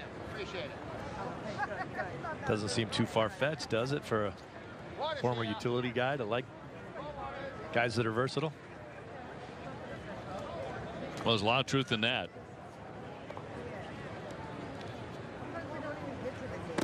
The 1-2, he will not chase it. Alex Cora, obviously fans in Boston got to see him play. His bat wasn't what kept him in the big leagues, but boy, what a fielder he was. What a pair of hands. Great hands. Excellent defender. A very, very smart, alert player. That one will scoot right on by and up against the backstop, and that'll advance Travis to second.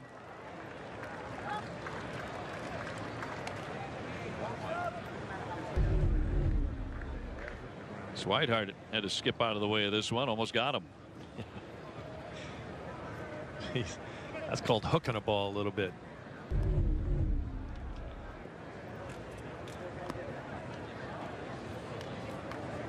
So Blake looking for his second RBI today. Barfield on deck.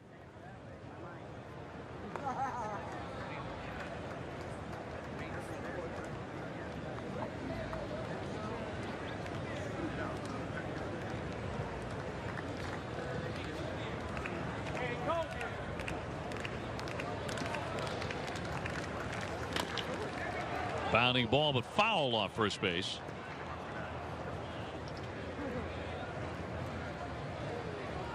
So they will do it again here on 3-2.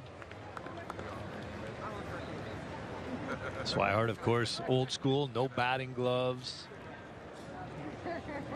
Very quick hands. This guy's been in this organization for so long because they love him as a hitter. Trying to figure out where he fits in on the team as a fielder. And he can run. Really good athlete. Smokes that one to right field. Rickard racing back to the track and wall, and that ball is out of here. Blake Swihart with a 2-run shot on a rope to right field into the bullpen.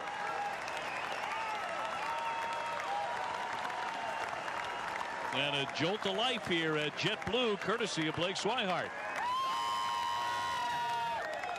Well, that's where the hands and the quickness and strength of his hands come in on that swing. Watch how quick his hands are through the hitting zone. Look at that bat, just turn that bat over. Perfect time for everything to come together. You see a really big follow through. Nice. Brings up Barfield 0 for 2 today. And running out of room. So the Red Sox in front again, 3-1. Blake Swihart's bid to make the 2018 Red Sox, that's going to help. Beautiful swing. Even in spring training, the philosophy of how you play the game doesn't change. High deep drive in a left center field. This one carrying way back, and kiss it goodbye. Jeremy Barfield crushes it. The Red Sox go back to back and lead it 4-1.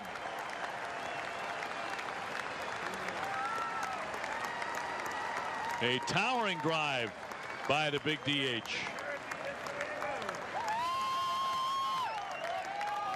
Well, 28 home runs in the minors last year, 27 at Double-A. He can do that.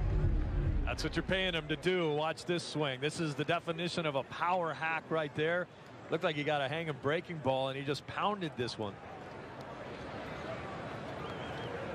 We'd seen him take a couple swings earlier in this ball game, swinging through some pitches, but he didn't miss that one. So the Sox go back to back to lead it 4-1 and bring up Zhu-Wei Lin. Trying to make my point before I was so rudely interrupted by that home run about the organizational philosophy of being able to come back and put some runs on the board after you give some up. You give up a 1 in the 5th, come back and get 3 in the 5th.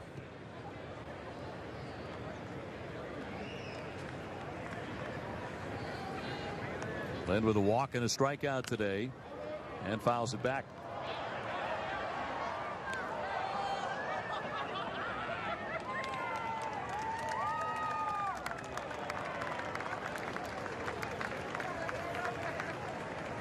So the Red Sox flashing some power here in the 5th inning.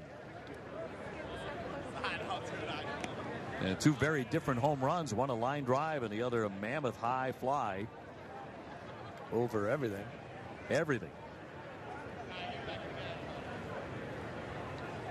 And Barfield hits it. It travels.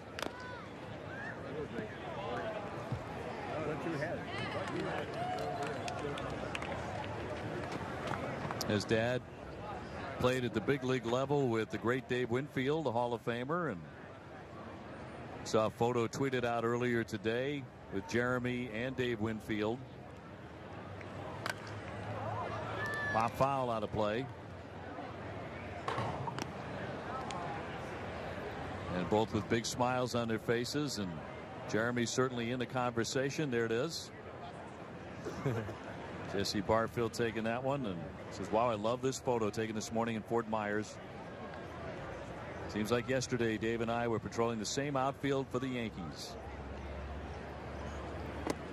You talk about a spectacular athlete, Dave Winfield, who could do it all. Jesse Barfield. Jesse Barfield was no slouch himself. Right. Played 14 years in the big leagues. Toronto and then the New York Yankees. Yep. Another walk in the inning as Lynn takes ball 4 for the 2nd time today. That'll bring up Esteban Quiros in a moment.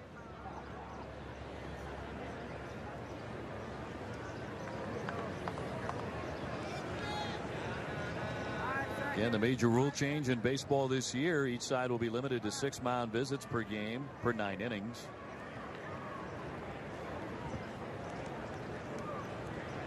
For any extra inning, each club shall be entitled to 1 additional.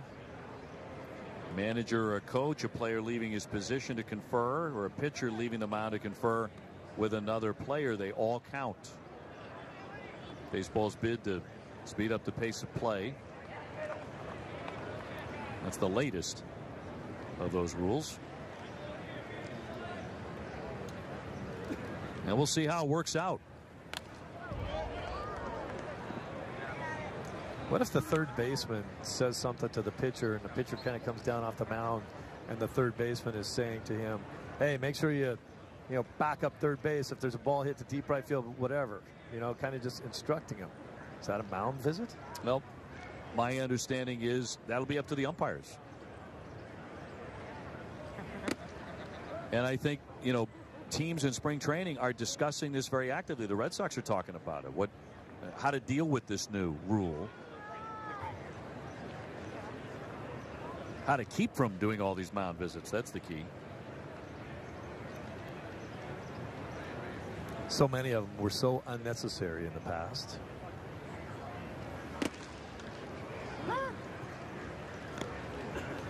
It did get out of hand, and last year in particular, this is not a mound visit now. Discussion between pitchers and position players, a normal course of play that does not cause players to relocate. It's going to be interesting to look at that one. Players cleaning spikes, the mound in rainy conditions, you can do that. Not do that, it's not a mound visit.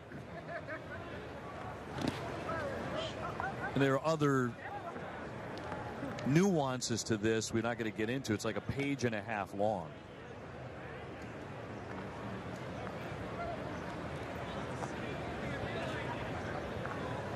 And the hope is, baseball went the other way last year, adding time of game by several minutes instead of backing up. The hope is that this will clip a couple of minutes per game. 2-2. And a breaking ball will miss.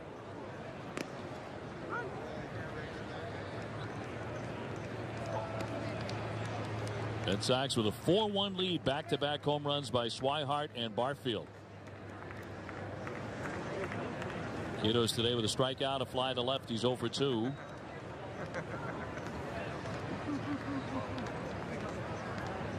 Runner taking off and hammered to first base, knocked down by Rosa. They'll feed Mesa at the bag to get the out. In safely into second. He was moving with the pitch. Bobby Dahlbeck will come up to hit now in De Jesus' spot.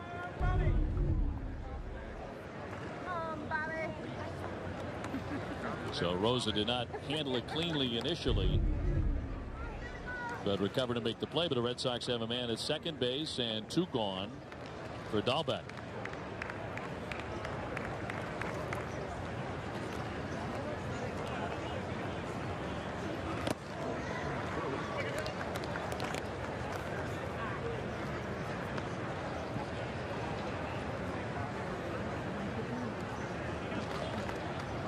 Now, among the games this coming week, the Red Sox will travel over to West Palm Beach and face the reigning world champion Houston Astros.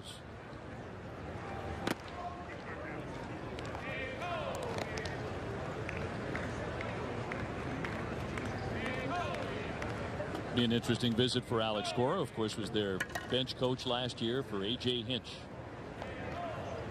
A sensational year, and they're loaded again. Certainly one of the American League favorites. 1-1, and he left it up top. Team that came together so quickly with so many young, talented players. It's going to be a tough team to beat for a number of years.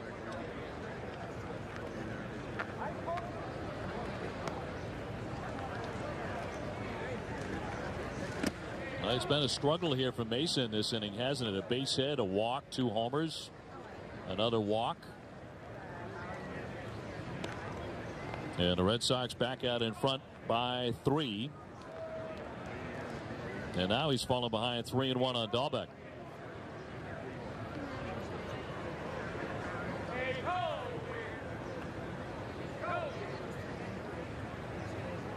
Zue Lin, the runner at second, and the 3-1 home.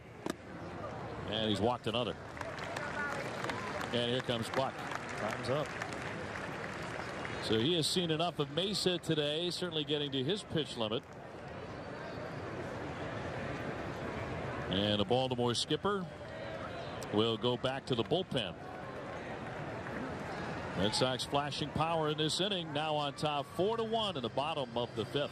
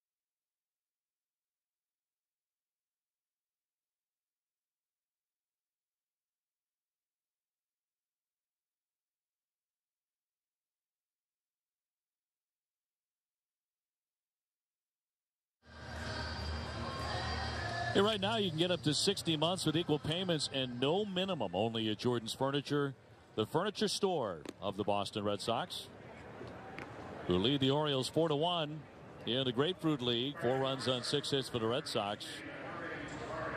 Pitching change for Baltimore. They're going to bring on an A-baller from last year, the left-hander Luis Gonzalez. He inherits first and second, 2 down. And Tavares becomes the 8th man to swing in this inning for Boston. And Uri Tavares has singled and flied to left.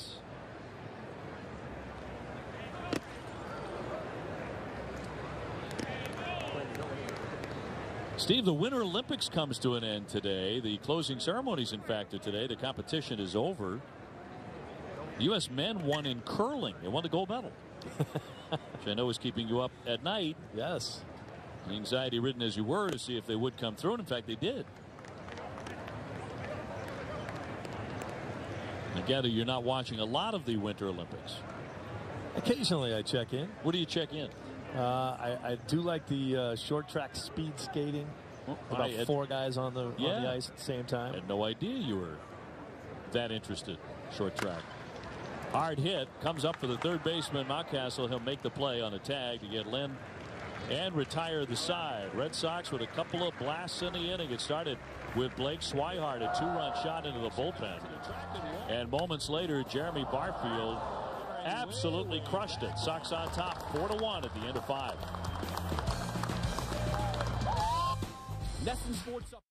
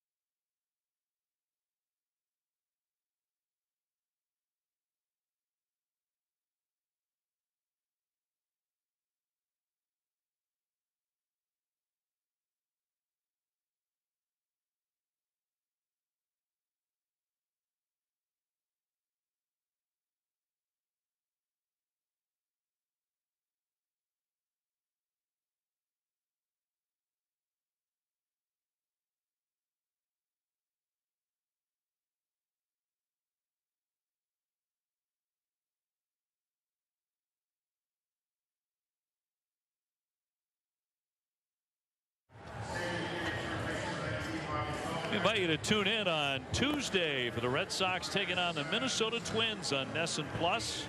That'll be at 6 p.m.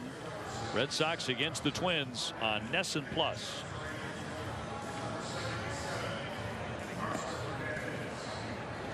Yeah, Red Sox with a number of changes, and Robbie Scott will be the new pitcher, the left-hander. Made 57 appearances last year. 2-1, 379, the earned run average.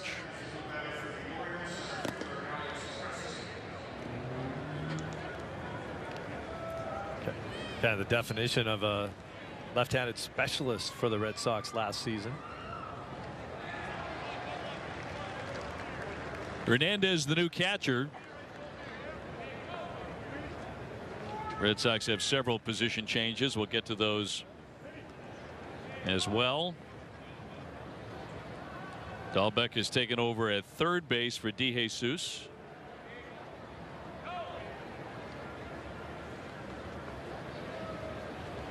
And Scott ready to go to work here in the 6th inning with the Red Sox leading at 4-1. Hey, go, Beard. Go, Beard. Tomorrow the Red Sox will be taking on the Pirates. Go, Beard. It'll be over in Bradenton. First road game of the season.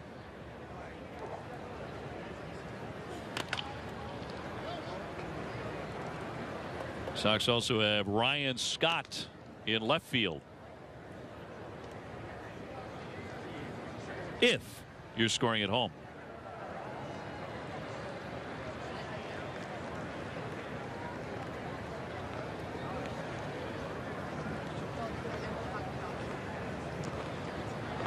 Yeah, okay, don't like we're talking about the victim. Thank you. It's also Matheny in center field.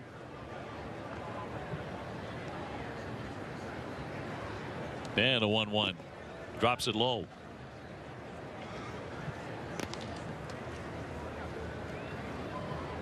Sox with a 40-man roster that features 3 Gold Glove winners in Pedroia, Betts, and Moreland, and 4 Silver Sluggers: Bogarts, Hanley, Ramirez, Betts, and Pedroia. Hanley's 1-2, Xander's 1-2.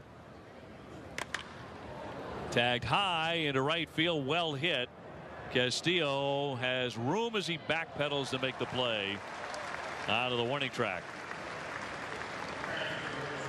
Presley flying out, one gone.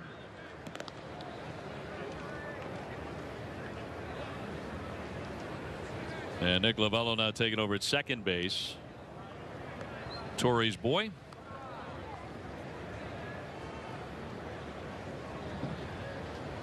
So you should be up to date.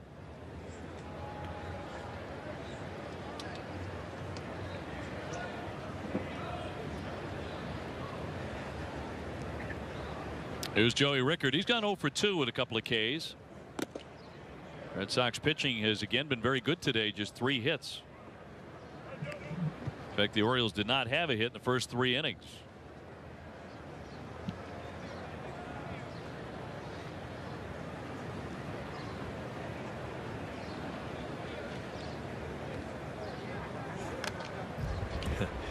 In these spring training games, when there's so many pitching changes, it's hard to decide who to give it the credit to. They only gave up 3 hits and they saw 7 pitchers. Right. Everybody did a good job. But somebody will get the W. Ryan Johnson set the tone. He looked crisp, and so did Joe Kelly in particular. It sounded like about 100 miles an hour from Joe Kelly. We didn't see any radar gun postings, but with Joe, you can go by the sound popping the mid when you throw that hard.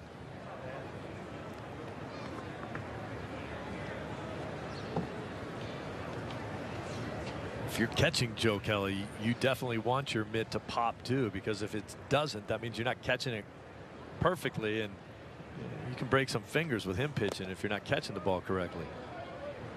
Yeah, we saw him get it up to 103 last year. Going to be a key man in the Red Sox bullpen. Really going to be a backbone of this ball club. Particularly now with Carson Smith as healthy as he is. A lot of weapons out there, and weapon number 1 is Craig Kimbrell. Mile high pop up on the infield. Novello there along with Travis, and Travis will put that away. 2 down as we toss it to Garen Austin. OB, Steve, I have one of these Stoneman Douglas caps that the Red Sox players and coaches wore during the game on Friday. And starting on Monday, Red Sox fans can go online and bid on the autographed caps in an effort to raise money for the victims and their families. Now, all fans need to do to participate is visit redsox.com/Parkland. Guys. Karen, thank you very much. That was impressive to see, wasn't it? All the big leaguers wearing the hat. Oh, yeah. Yep, tremendous. Great support. 2 down, bases are empty for Austin Hayes, who has popped up and taken ball 4 today. Red Sox ahead 4-1. If you're just joining us, the Red Sox went yard back-to-back last inning. Home runs by Blake Swihart and Jeremy Barfield were both unloading today. Blake's was a 2-run shot. Foul tip and held. 0-2. Austin Hayes, another throwback guy like Blake Swihart. No batting gloves. This guy can hit. He sure can. Last year, his combined numbers in the minors for the Orioles: 329, 32 homers, 95 RBIs. Maybe most impressive in those numbers are the batting average numbers. Usually you see a guy hitting the ball out of the park that much, you're not hitting 330. He was fooled there, and down he goes, strike 3. Scott zips through the 6th inning.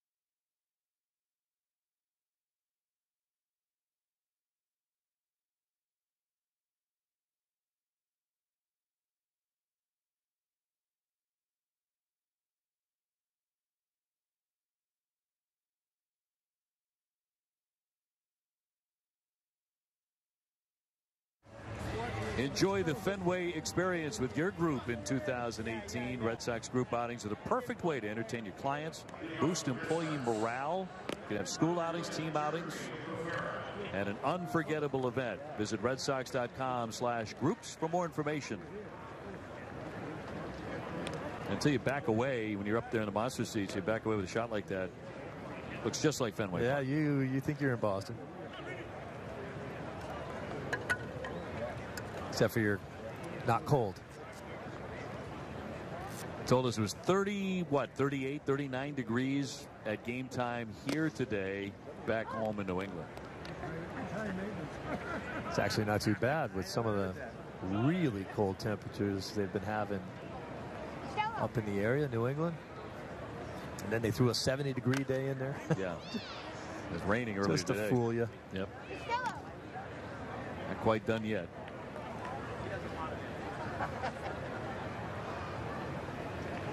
Well, Rivera hitting out of the top spot, batting for the first time today. He'll be followed by Rusney Castillo. Can't muscle that one through, but bobbled by Tejada, and he'll have no play.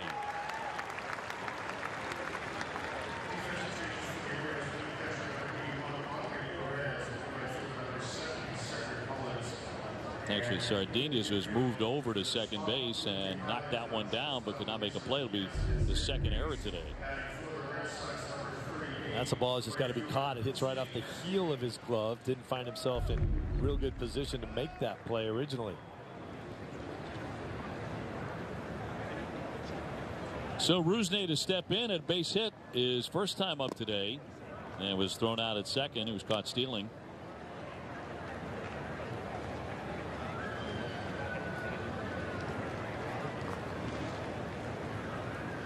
Did see Rusney on the stolen base attempt about 20 feet from the bag look in as he golfs that one into center field, and a diving attempt out there by Preston, but can't make the play. So Castillo will have his second hit today. A couple of times today he's tried to make a diving play and came up empty. Steele went down and kind of dug that one out of the dirt almost and just drops it in here to center field. Nice try. Didn't come up with it.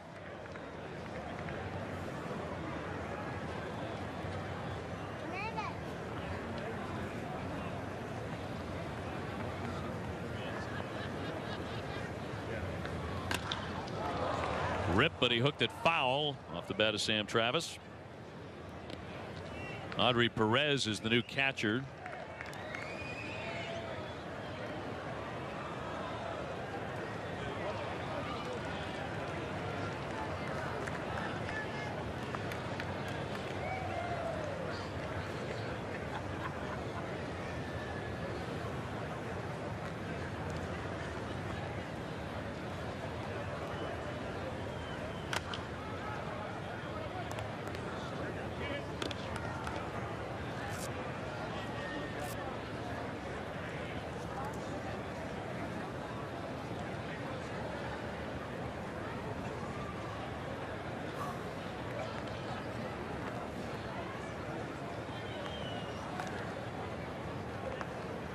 Red Sox building another threat here in the sixth inning. First and second, nobody out.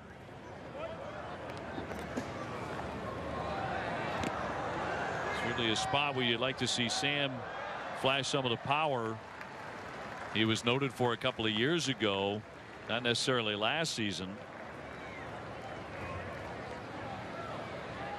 And really drive the ball. Red Sox leading it 4-1.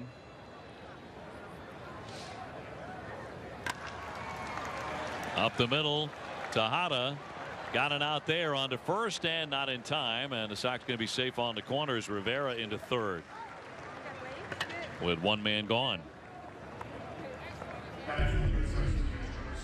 This is that situation that they talk about a lot now. Try to get this ball up in the air, drive it into a gap, hit it out of the ballpark. Hitting balls on the ground create potential double play situations when you have guys on base.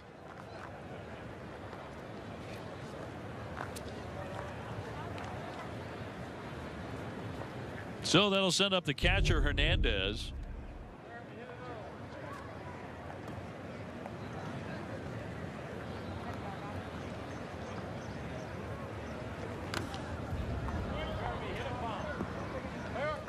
That is Cedric Mullins taking up right field for Baltimore.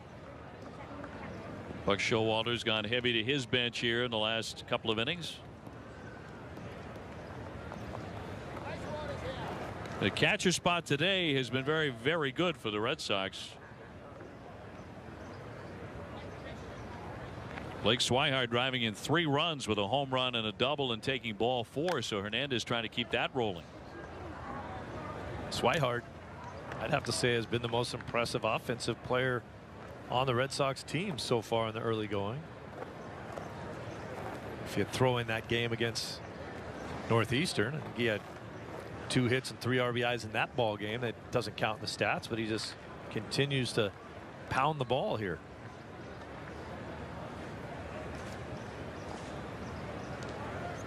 One down on the 0-2 from the lefty. He buried it. Good stop by Perez.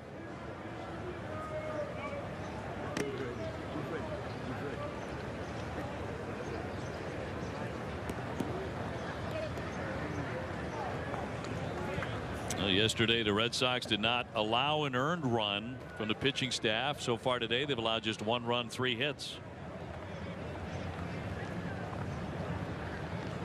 And the Sox have hit a pair of homers. 1-2.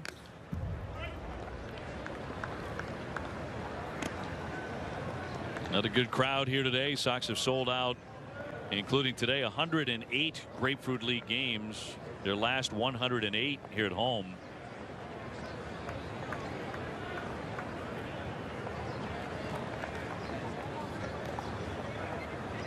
Red Sox their 7th spring at Fenway South. It's pretty hard not to enjoy yourself when you're down here. Great venue, great weather, good baseball. You've gotten a little golf in.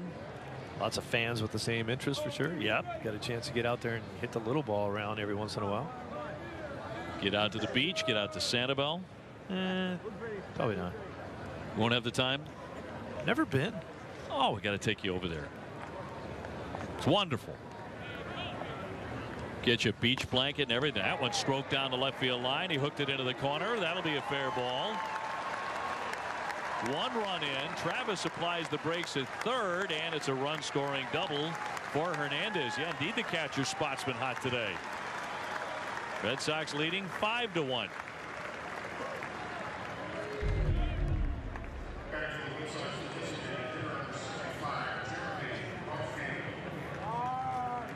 All the way down in the corner there. All the base runners for the Red Sox played that perfectly. You score 1 run, you hold up at third. Travis doesn't wander too far off the base, and Hernandez easily scampers into second base. Well, last time up, Jeremy Barfield crushed a solo homer. He went back-to-back with Blake Swihart. And it seems like every time he's up today, he's got an opportunity to deliver runs. And that's the case again. Second and third. Red Sox leading 5-1. And against an Oriole roster, it didn't really bring many major leaguers today. This might be the put away inning. This could be the put away at bat. Potentially. High fly to right field again deep, but Mullins is back there shy of the track to make the catch. Here's Travis to tag, and he is in to score. 6-1 Sox. Another RBI for Barfield, his second today. And in his first at bat that we saw, where he struck out in a similar situation, that's what he has to do. Put the ball in play hard and into the outfield. Maybe you get it into a gap and a bunch of guys score, but if not, you get the sacrifice fly and you get a run in.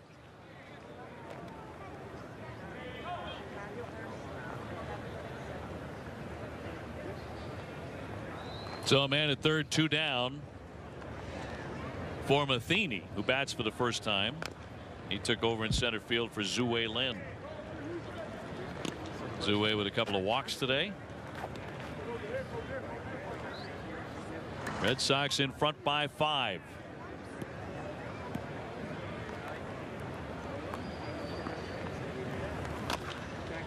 And a roller foul.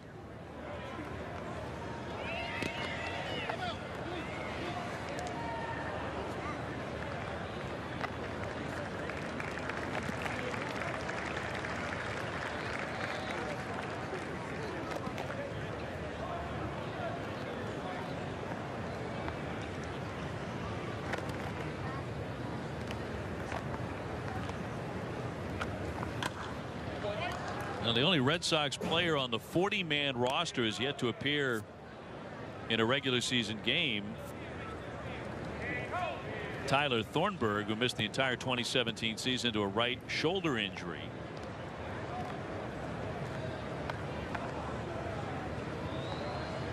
Here's the 0-2. Liner, but caught. Sardinas puts that one away to retire the side, but the Red Sox keep on scoring. They grab a couple of more and lead it 6-1.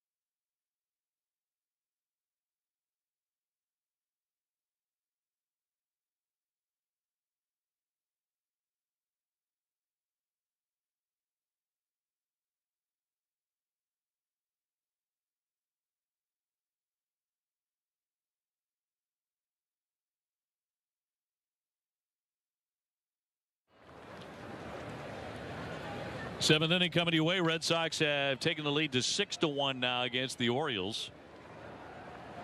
And the next pitcher in, wearing number 73, is Marcus Walden, a right-hander out of Fresno, California. He's been a professional for about 12 years. His only appearance on an active major league roster came 4 years ago, and Toronto brought him up in April. He was not on the roster very long. Did have Tommy John back in March of 2010, made his way back from that. And he's been in 3 major league spring camps, including with the Red Sox last couple of years. Spent all of last year with the Paw Sox, and he earned the club's most valuable pitcher award. He went 10-6 with a 3.92 ERA. And he gets a pop-up here as Travis will make the grab for the out. One gone. That was excellent information. Little education. It's kind of amazing when you think about it. I mean, if you're a player, if you're a pitcher, if you're Walden, you're 29 years old, and you've been playing this game for a long time. You got a brief chance at the big league level 4 years ago. You know, it seems like it's taken him a long time, but at the same time, what else are you going to do? You want to quit? No, you want to keep playing. 12 years, you said. Yeah, first 7 were in the Toronto organization. Keep running out there, hoping that you get yourself into the right situation. Maybe you learn a different pitch or a different grip on a pitch. Maybe one of the coaches says something that clicks to you. You wonder too if it ever floats into the head of a guy who's been around a long time, maybe not necessarily Marcus, but anyone who hasn't had but maybe the briefest of appearances at the big league level over a long period of time. What about the knuckleball? Why don't I give the knuckleball a chance? Find somebody who can teach you to throw that. That's probably the single most difficult thing. Well, there's a bunch of guys around here that can teach you to throw that. Right. The Red Sox organization could rely on one of the greats. Now down goes Rosa on strikes, and they're 2 away. If you get guys to do this a lot, you can find yourself in the big leagues. That's a nasty pitch. Down and away, get the swing and miss, and then the easy put out at first. Good late action on that pitch. And you know, that's probably it more than anything else. You know, and like a guy like Walden's case, feels like he's got pretty good stuff. Yeah, I mean, a lot of guys would say the knuckleball is probably a last resort, right? Sure. I would say, hey, if I just keep throwing my slider like that, and keep locating my fastball, I could get to the big leagues in a conventional way. The knuckleball is not a pitch that you just pick up and, you know, perfect it after a couple tosses. It takes years. It certainly can. And you have to be willing to go do it at the minor league level too, obviously, and try and make your way to the majors with that. But then you're throwing out everything that got you to be professional in the first place. Yeah. Almost everything. It's kind of what Stephen Wright did. Of course, Tim Wakefield was a position player when he decided to pick it up. Mountcastle pops this one up. Travis with a lengthy run. Castillo too, but foul ball.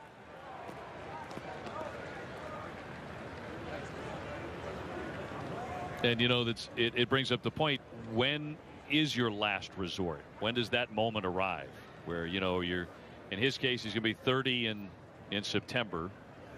Well, and he's been at it a long time. Unfortunately for most players, your last resort comes before you realize it. The organization comes and taps you on the shoulder and say, hey, Skip wants to see you. Next thing you know, you're packing your bags and going home, and you were thinking, wow, I didn't think I was going to get released this year.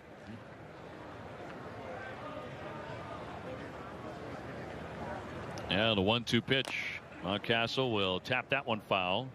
He sounds like he should have a Lord in front of his name. Something. Lord Mountcastle. I was thinking of the exact same thing. I couldn't come up with anything. His first name should be Livingston. Yes. Lord Livingston Mountcastle, at your service, sir. Give me some coffee. 1-2. Oh, he swung. Strike 3. Did show pretty good stuff there. 2 strikeouts in the inning. They go 1-2-3.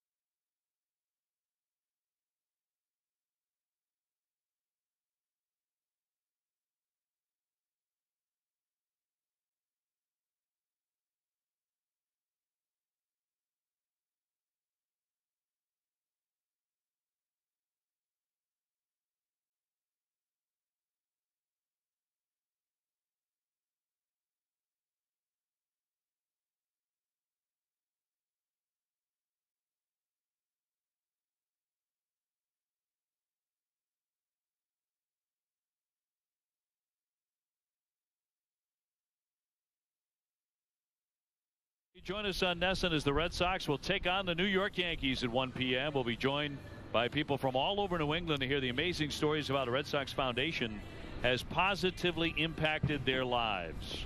For more information, visit RedSoxFoundation.org. Red Sox Foundation game on NESN, presented by Biogen Foundation, igniting a passion for science. So Pookie worked there. Yeah. On those spikes. Oh man, I'll tell you what, those guys. I asked Joe how many spikes he cleaned in his lifetime. Can he even estimate that? Not even close. Those guys work on it, man. You come back out with your spikes looking like they're brand new the next day. It'll be Percy Gardner, who pitched at the minor leagues last year in 13 games, 6.89 ERA. Nick Lovello now in the ball game. His first at bat today.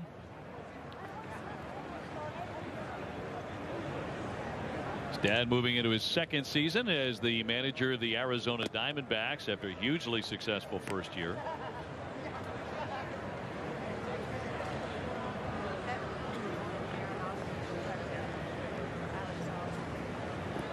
Red Sox leading at 6-1 as we start to get into the later stages here today of this Grapefruit League game.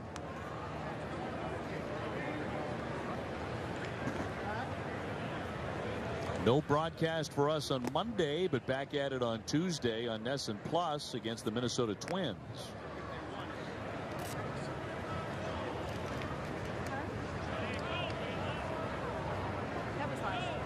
Stewart now in left field.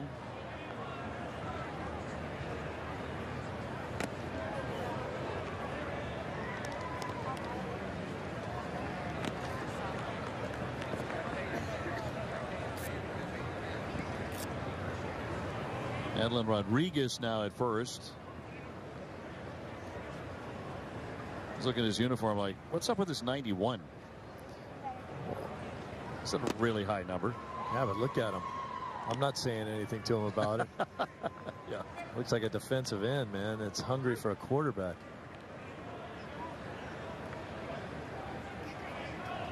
Three and two.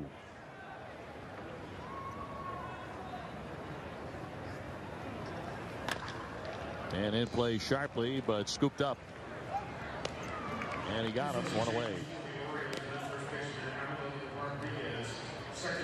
Through Dodge at third base. Marin now at second base.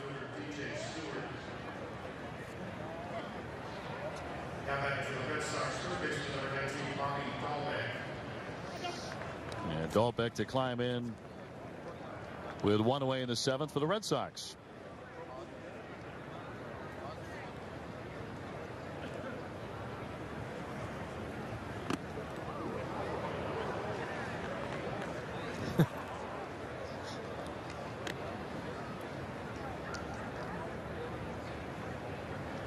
Looked like he was lucky to get a glove on that one.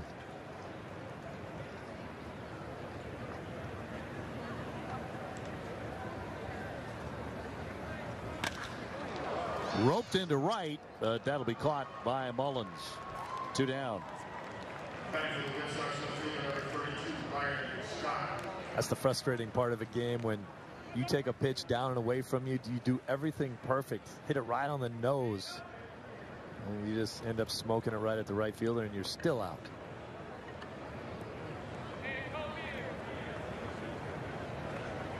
That'll bring up the left fielder Scott. With the bases empty and two down in the seventh.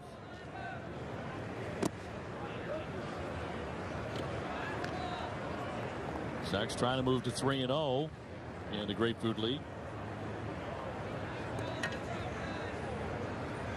They've been happy to play all the spring training games to date here at home at JetBlue. As Steve mentioned, that'll end tomorrow. That long and arduous trek over to the spring training home of the Minnesota Twins, which I think takes about 11 minutes.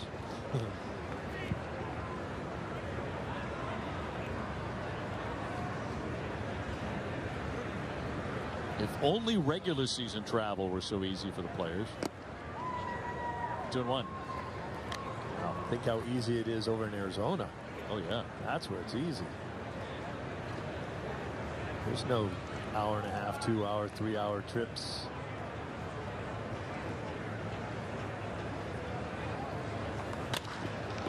Serve towards short. Whipped on and in time. He held the bag. good job staying glued to first base. And that will retire the side. It is 6-1 Red Sox at the end of 7.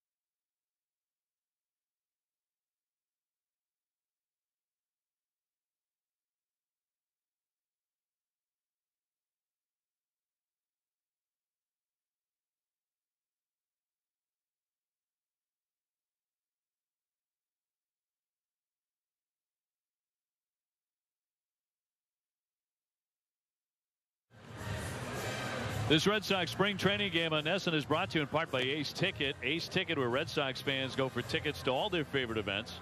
From sports to concerts, Ace has the best selection at the lowest prices. Visit aceticket.com now or call 1-800-MY-SEATS. Red Sox ahead 6-1 on Baltimore, getting to the 8th inning. Sox pitching has held the Orioles to 3 hits today.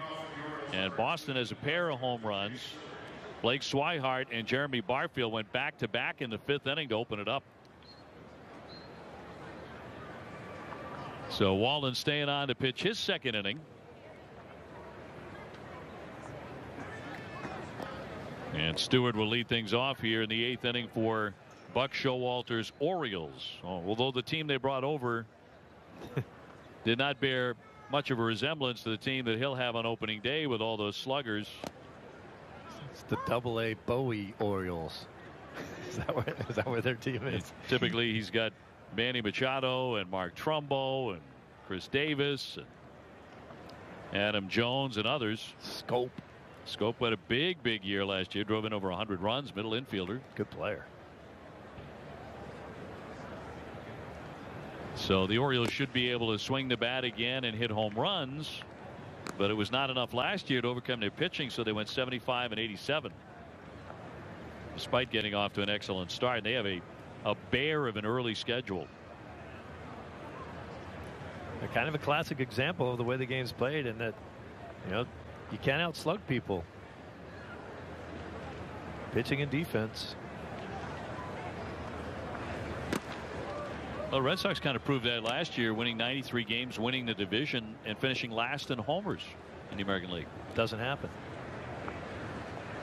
But the Sox as an organization do not want to keep putting that to the test. And thus the signing of J.D. Martinez. Still awaiting the official word on that after his physical exams. The funny thing about the Sox finishing last in home runs in the entire American League is that, don't you think that Fenway Park is known as a fairly good home run hitter's park? Certainly. I mean, I think the only time where it's not really considered a great home run hitter's park is if you're a dead pull left-handed hitter. Are you still looking for group tickets to opening day or premier games against the Yankees? Limited hospitality packages remain for those in most games. Visit redsox.com/groups for more information. I mean, Fenway isn't Camden Yards. It's not Philadelphia. It's not Arizona. Those places are bandboxes where the ball jumps. Right field in Yankee Stadium. But it's hard to fathom that a Red Sox team last year that wins a division would finish last in the league in home runs playing half their games at Fenway. Let's face it, it was a weird offensive year for the Red Sox. Very strange. Guys you thought might take a step forward kind of took a bit of a step back offensively, and there was no David Ortiz to clean up a lot of those close games that the Red Sox might have actually snuck by and won, but there wasn't much of a comfort zone there. The pitching will continue to be a strength of this ball club.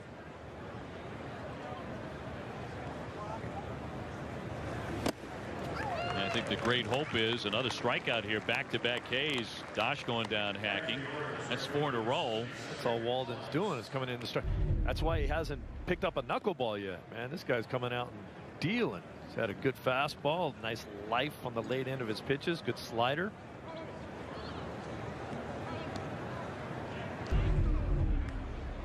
It's pretty obvious no one should even suggest such a thing. See, maybe he's waking up one day at 29 years old, putting it all together. Well, some guys do develop late or later. Yep. Typically it's left-handers. Mullins bluffing a bunt. He bats for the first time today. Red Sox with a 6-1 lead. And a huge shift on Mullins. That's why the bluff there maybe.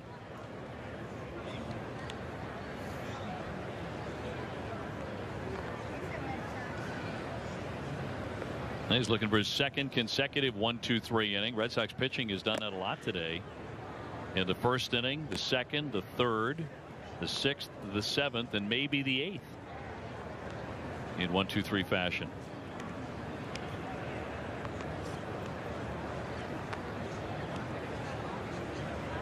Started out with Brian Johnson on the slab today, and he went the first couple of innings to set the tone. 2 strikeouts, no hits, and that's a strike.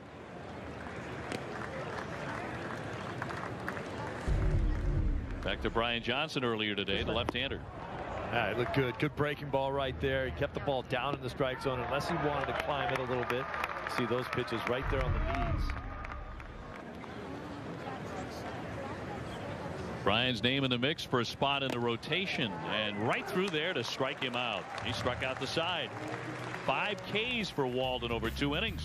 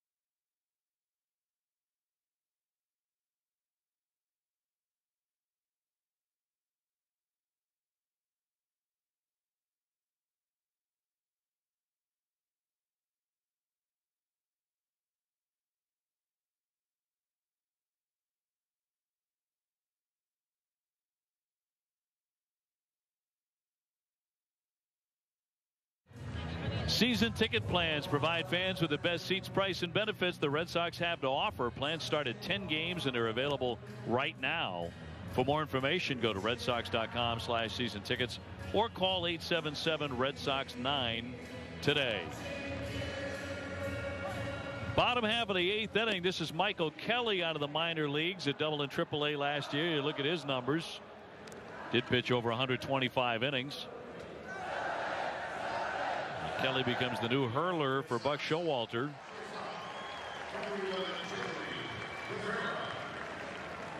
And Rivera will lead it off here in the 8th inning. Red Sox getting closer to a victory here in the Grapefruit League.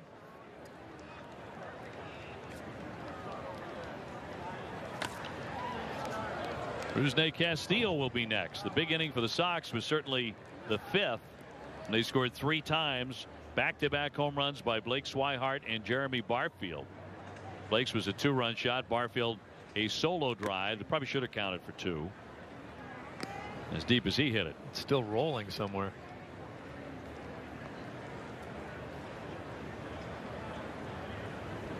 And Kelly with a 1-1. To Hopper to second base. Marin sets him down, and 1 gone. And Rusney will be next.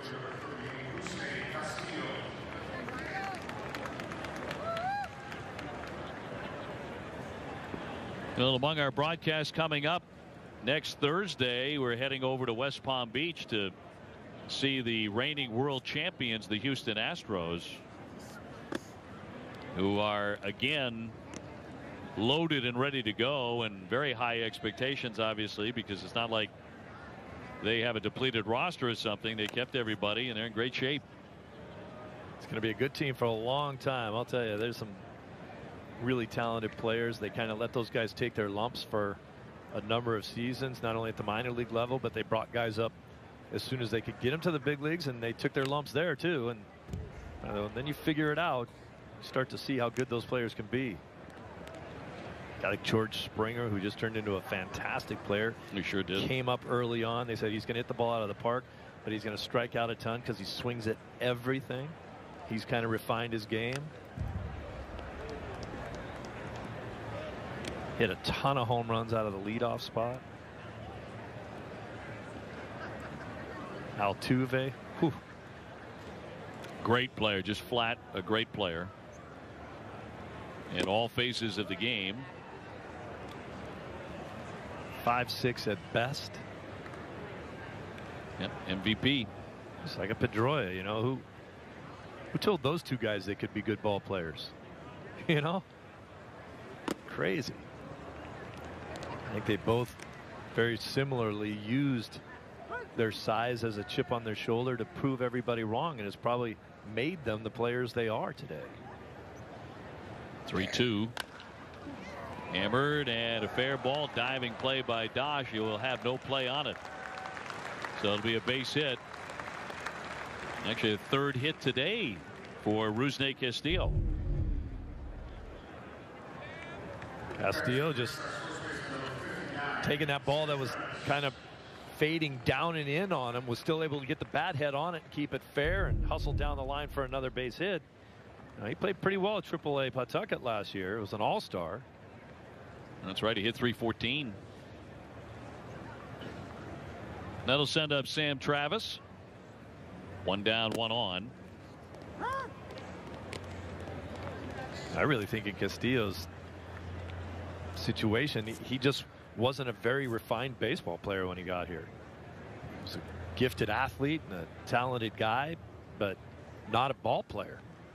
Didn't know the nuances of the game, and he's still learning them.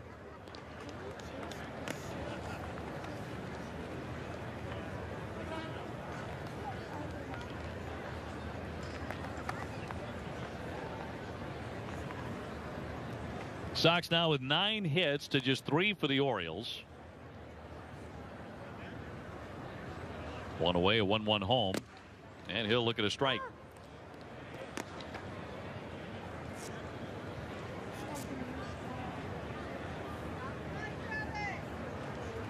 Talking about the American League and certainly the Red Sox, the Yankees, the Astros, I think that Angel team is going to be a lot of fun to watch. They played well last year without any pitching. How they put it together, that'll change for them. I mean, any team with Mike Trout's obviously going to be a lot of fun to watch, but adding Ohtani. Mike Trout was saying the other day, I get a chance to watch him in the cage, and then I can go watch him pitch too. He throws about 96. 1-2, and he chased. Down he goes. Strike 3, so they're a 2 away. Hernandez will be next. And one of the better swings of the day, Hernandez did in his last at bat with an RBI double. Climbed the ladder to go up and try to get that one. That's a tough pitch to hit.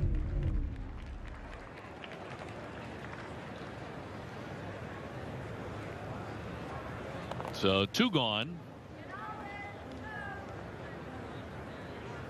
And bright sunshine again here at JetBlue Park.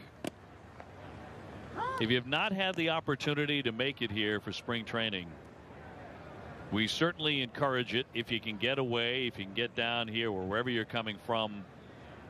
It's an outstanding facility. It's very comfortable. It's easy to get in and out of. Your proximity to the players, particularly if you arrive early in spring training. Lofted toward right. Mullins coming on, won't get it. It dunks in for a base hit. Rusney into third. So Hernandez, since coming into the ball game, has 2 hits, a double and a single. I don't know if Mullins saw that one right off the bat very well. This is kind of a looping humpback liner into right field that probably should have been caught, but Mullins doesn't get a jump on it at all. So by the time he gets in there, it drops in there. Those are the kind of base hits you love. You're like, maybe someone should have caught that, but no one did.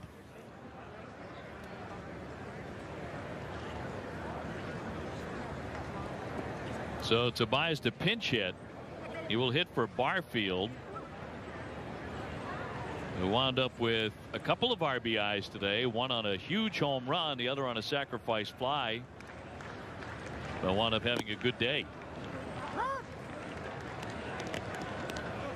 I think he'll be very satisfied with that sacrifice fly as well. I mean, he hit his home run a ton, but I think he even understands, well, that's kind of what I'm supposed to do. But when I get myself in a situation where I can drive in a run with less than 2 outs, I have to do that as well. And the sacrifice fly got it done.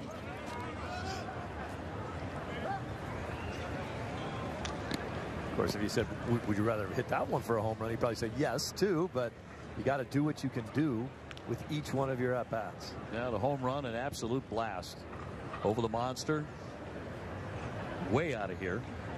Came right after Blake Swihart ripped a 2-run homer into the bullpen into right field. Barfield trying to make the ball club. Came in with some buzz after what he did in the minors last year. 1-2.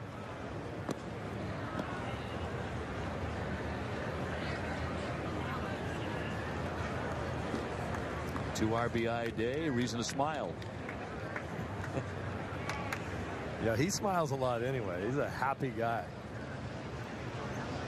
He's got a powerful swing. Bounced up there, and Perez knocks it down. Brothers hold at first and third.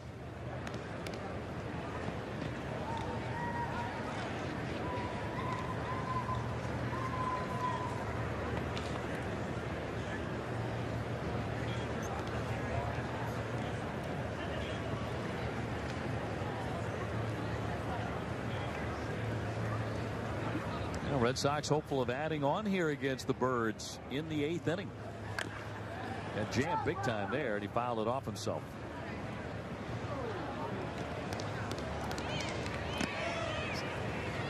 Kelly's been able to throw some awkward pitches up in the zone to get some bad swings out of the hitters. That's just like, ouch. Trying to pull your hands in, hit it off your foot. Travis threw one up in the zone.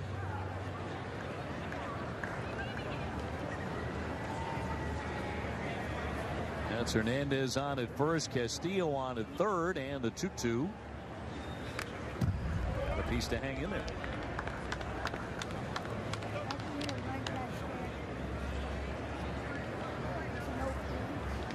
Yeah, Red Sox today getting a look at Brian Johnson, Joe Kelly, Matt Barnes, Carson Smith, Robbie Scott, and Marcus Walden. And Walden has collected 5 strikeouts in 2 innings.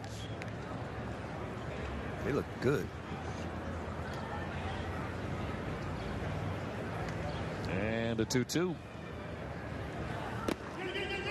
Go back to third. Going to be a tag there, and not in time to get Castillo.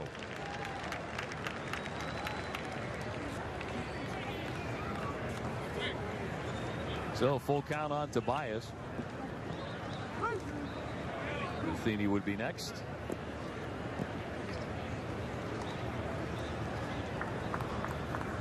Walden, what? He got the first out and then struck out 5 guys in a row. They did, yes.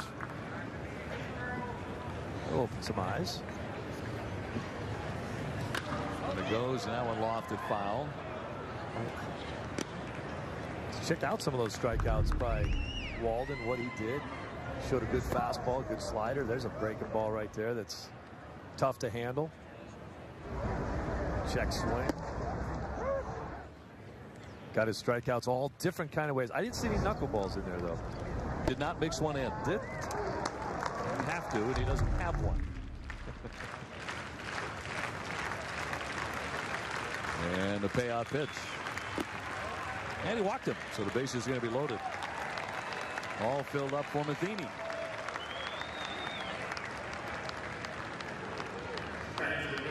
So the Red Sox with a chance to really open it up and run away with it. 5-run lead as it is.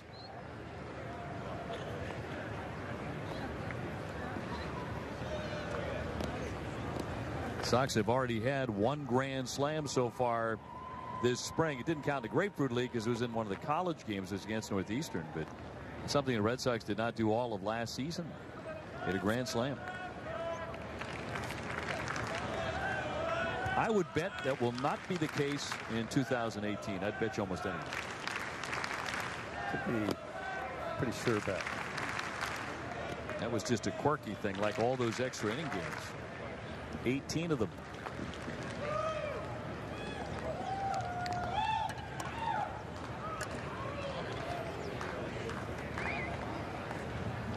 So all filled up with 2 down from Matheny. Occasionally we'd get emails and texts from people saying, do you guys get paid extra for broadcasting the extra inning games? And oddly enough, the answer is yes. We get time and a half for those. I'm going to have to talk to my agent. Yeah, part of the Broadcasters Union. I don't think you're a member. You may want to get in on that, Steve. And the 401k is outstanding. And that's up top. 2 balls, 1 strike.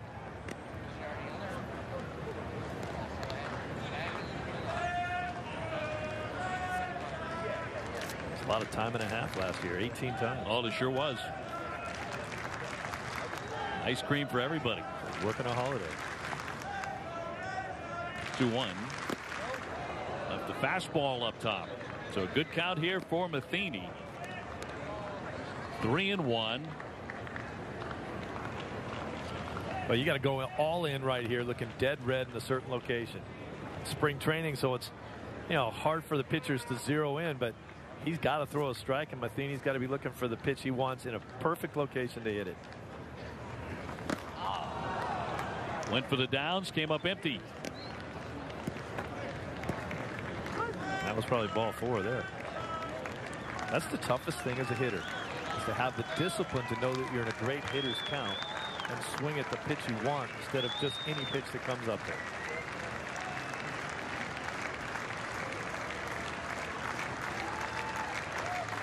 Three-2 runners go, and he walks in a run. Castillo will score, and it's 7-1 Boston. And that's going to do it. Here comes Buck Showalter. Back to the bullpen he goes. Just trying to get the final out here in the 8th inning. It has been evasive. Red Sox leading at 7-1. Back with more in a moment.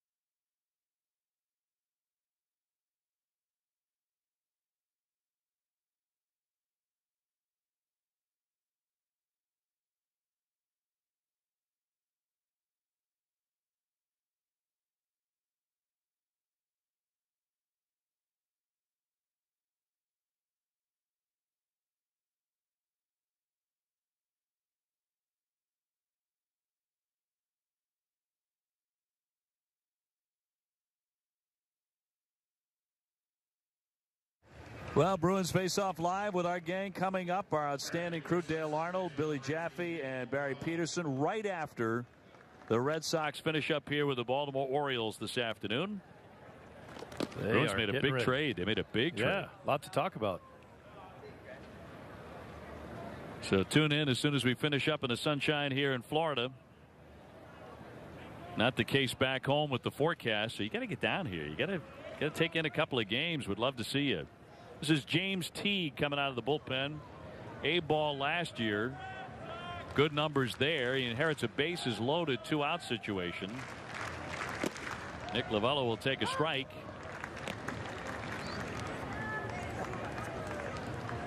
Red Sox leading 7-1.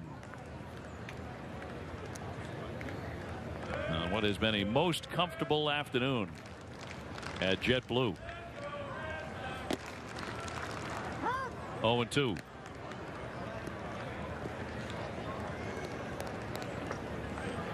Teague comes right in, throws a fastball in the corner, drops a breaking ball in there, and is now way ahead in the count.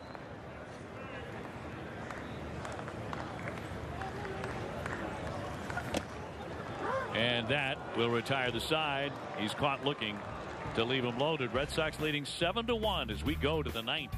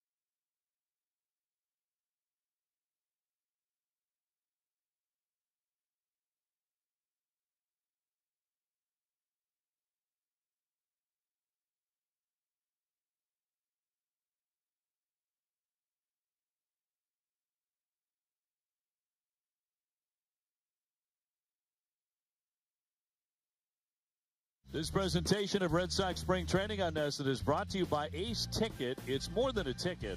Visit aceticket.com or call 1-800-MY-SEATS.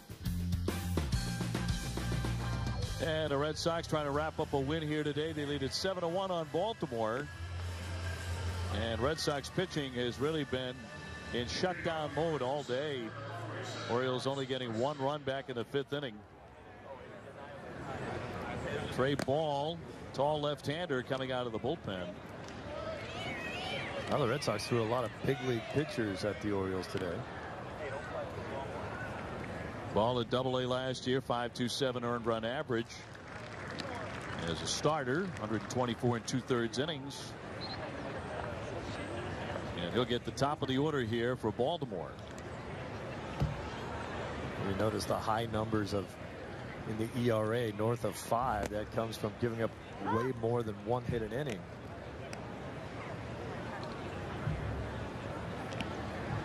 Red Sox with 10 hits to the Orioles 3. And the 0-1.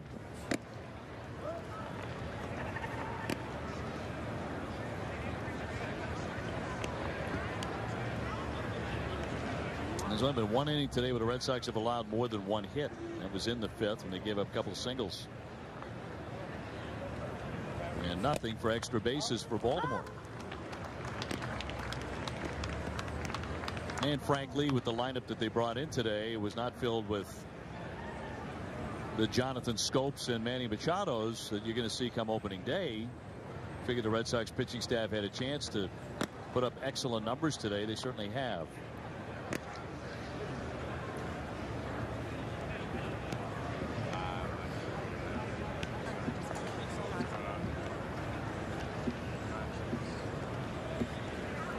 Presley last time up, flied out to right field.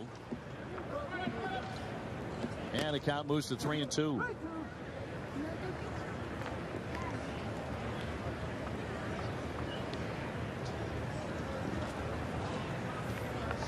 Orioles coming off a rough year after a very solid run of outstanding play over several years under Buck Showalter and going to the playoffs many times. And now the question is, what kind of franchise are they?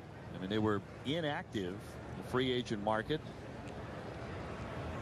Their closer, their outstanding closer, Zach Britton, ruptured an Achilles over the winter, and he's not going to be ready to go for some time. And yeah, do they have a timetable on that?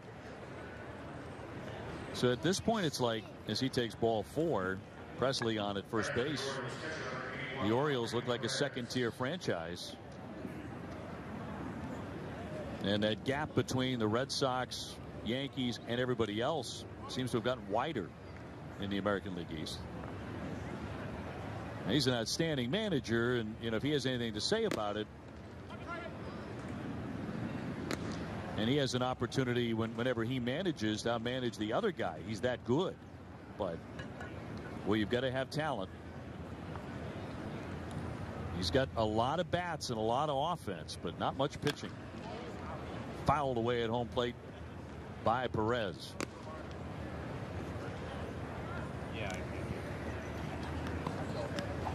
Well, Buck can put guys in positions to succeed, but if they don't come through with their own talent level, it's can't help each other. Runner at first and nobody out here in the 9th inning.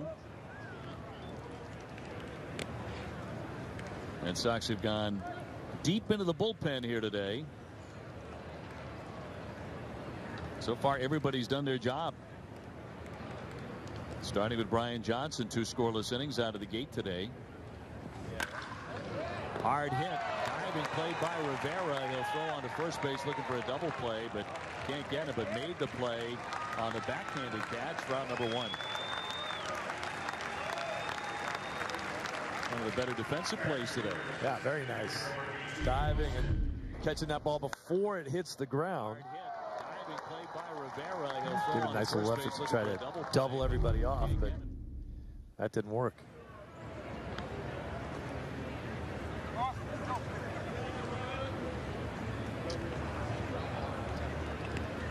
So 1 man gone. Sends up Austin Hayes, one of their top prospects. He flies that one to left field, but Scott there to the edge and makes the play. 2 down.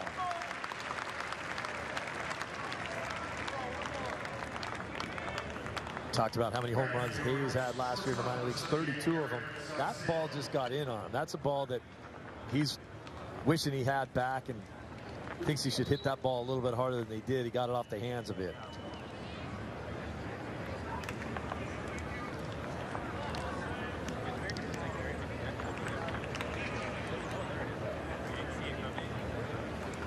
So 2 gone in the 9th. Sox got a run in the 1st, 3 in the 5th, 2 in the 6th, another run in the 8th inning. Baltimore's only run in the 5th.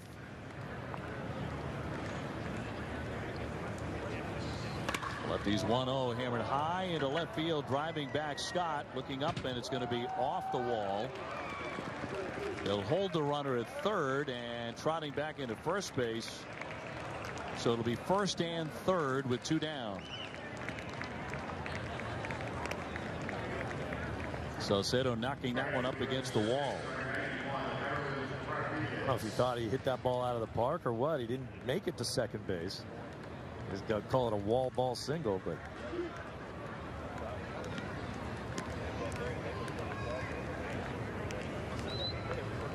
so Rodriguez will step in with men on the corners here for the Orioles.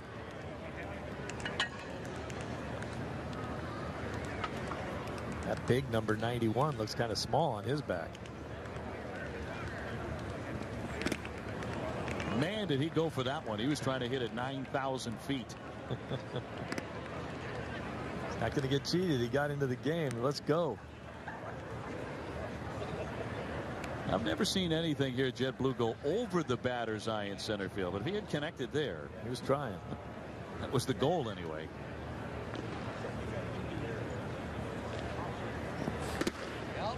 Oh, 0-2.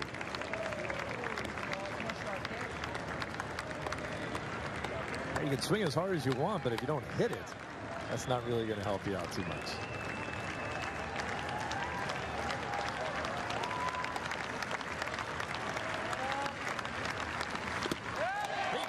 He struck him out, and that's the ball game. The Red Sox win it.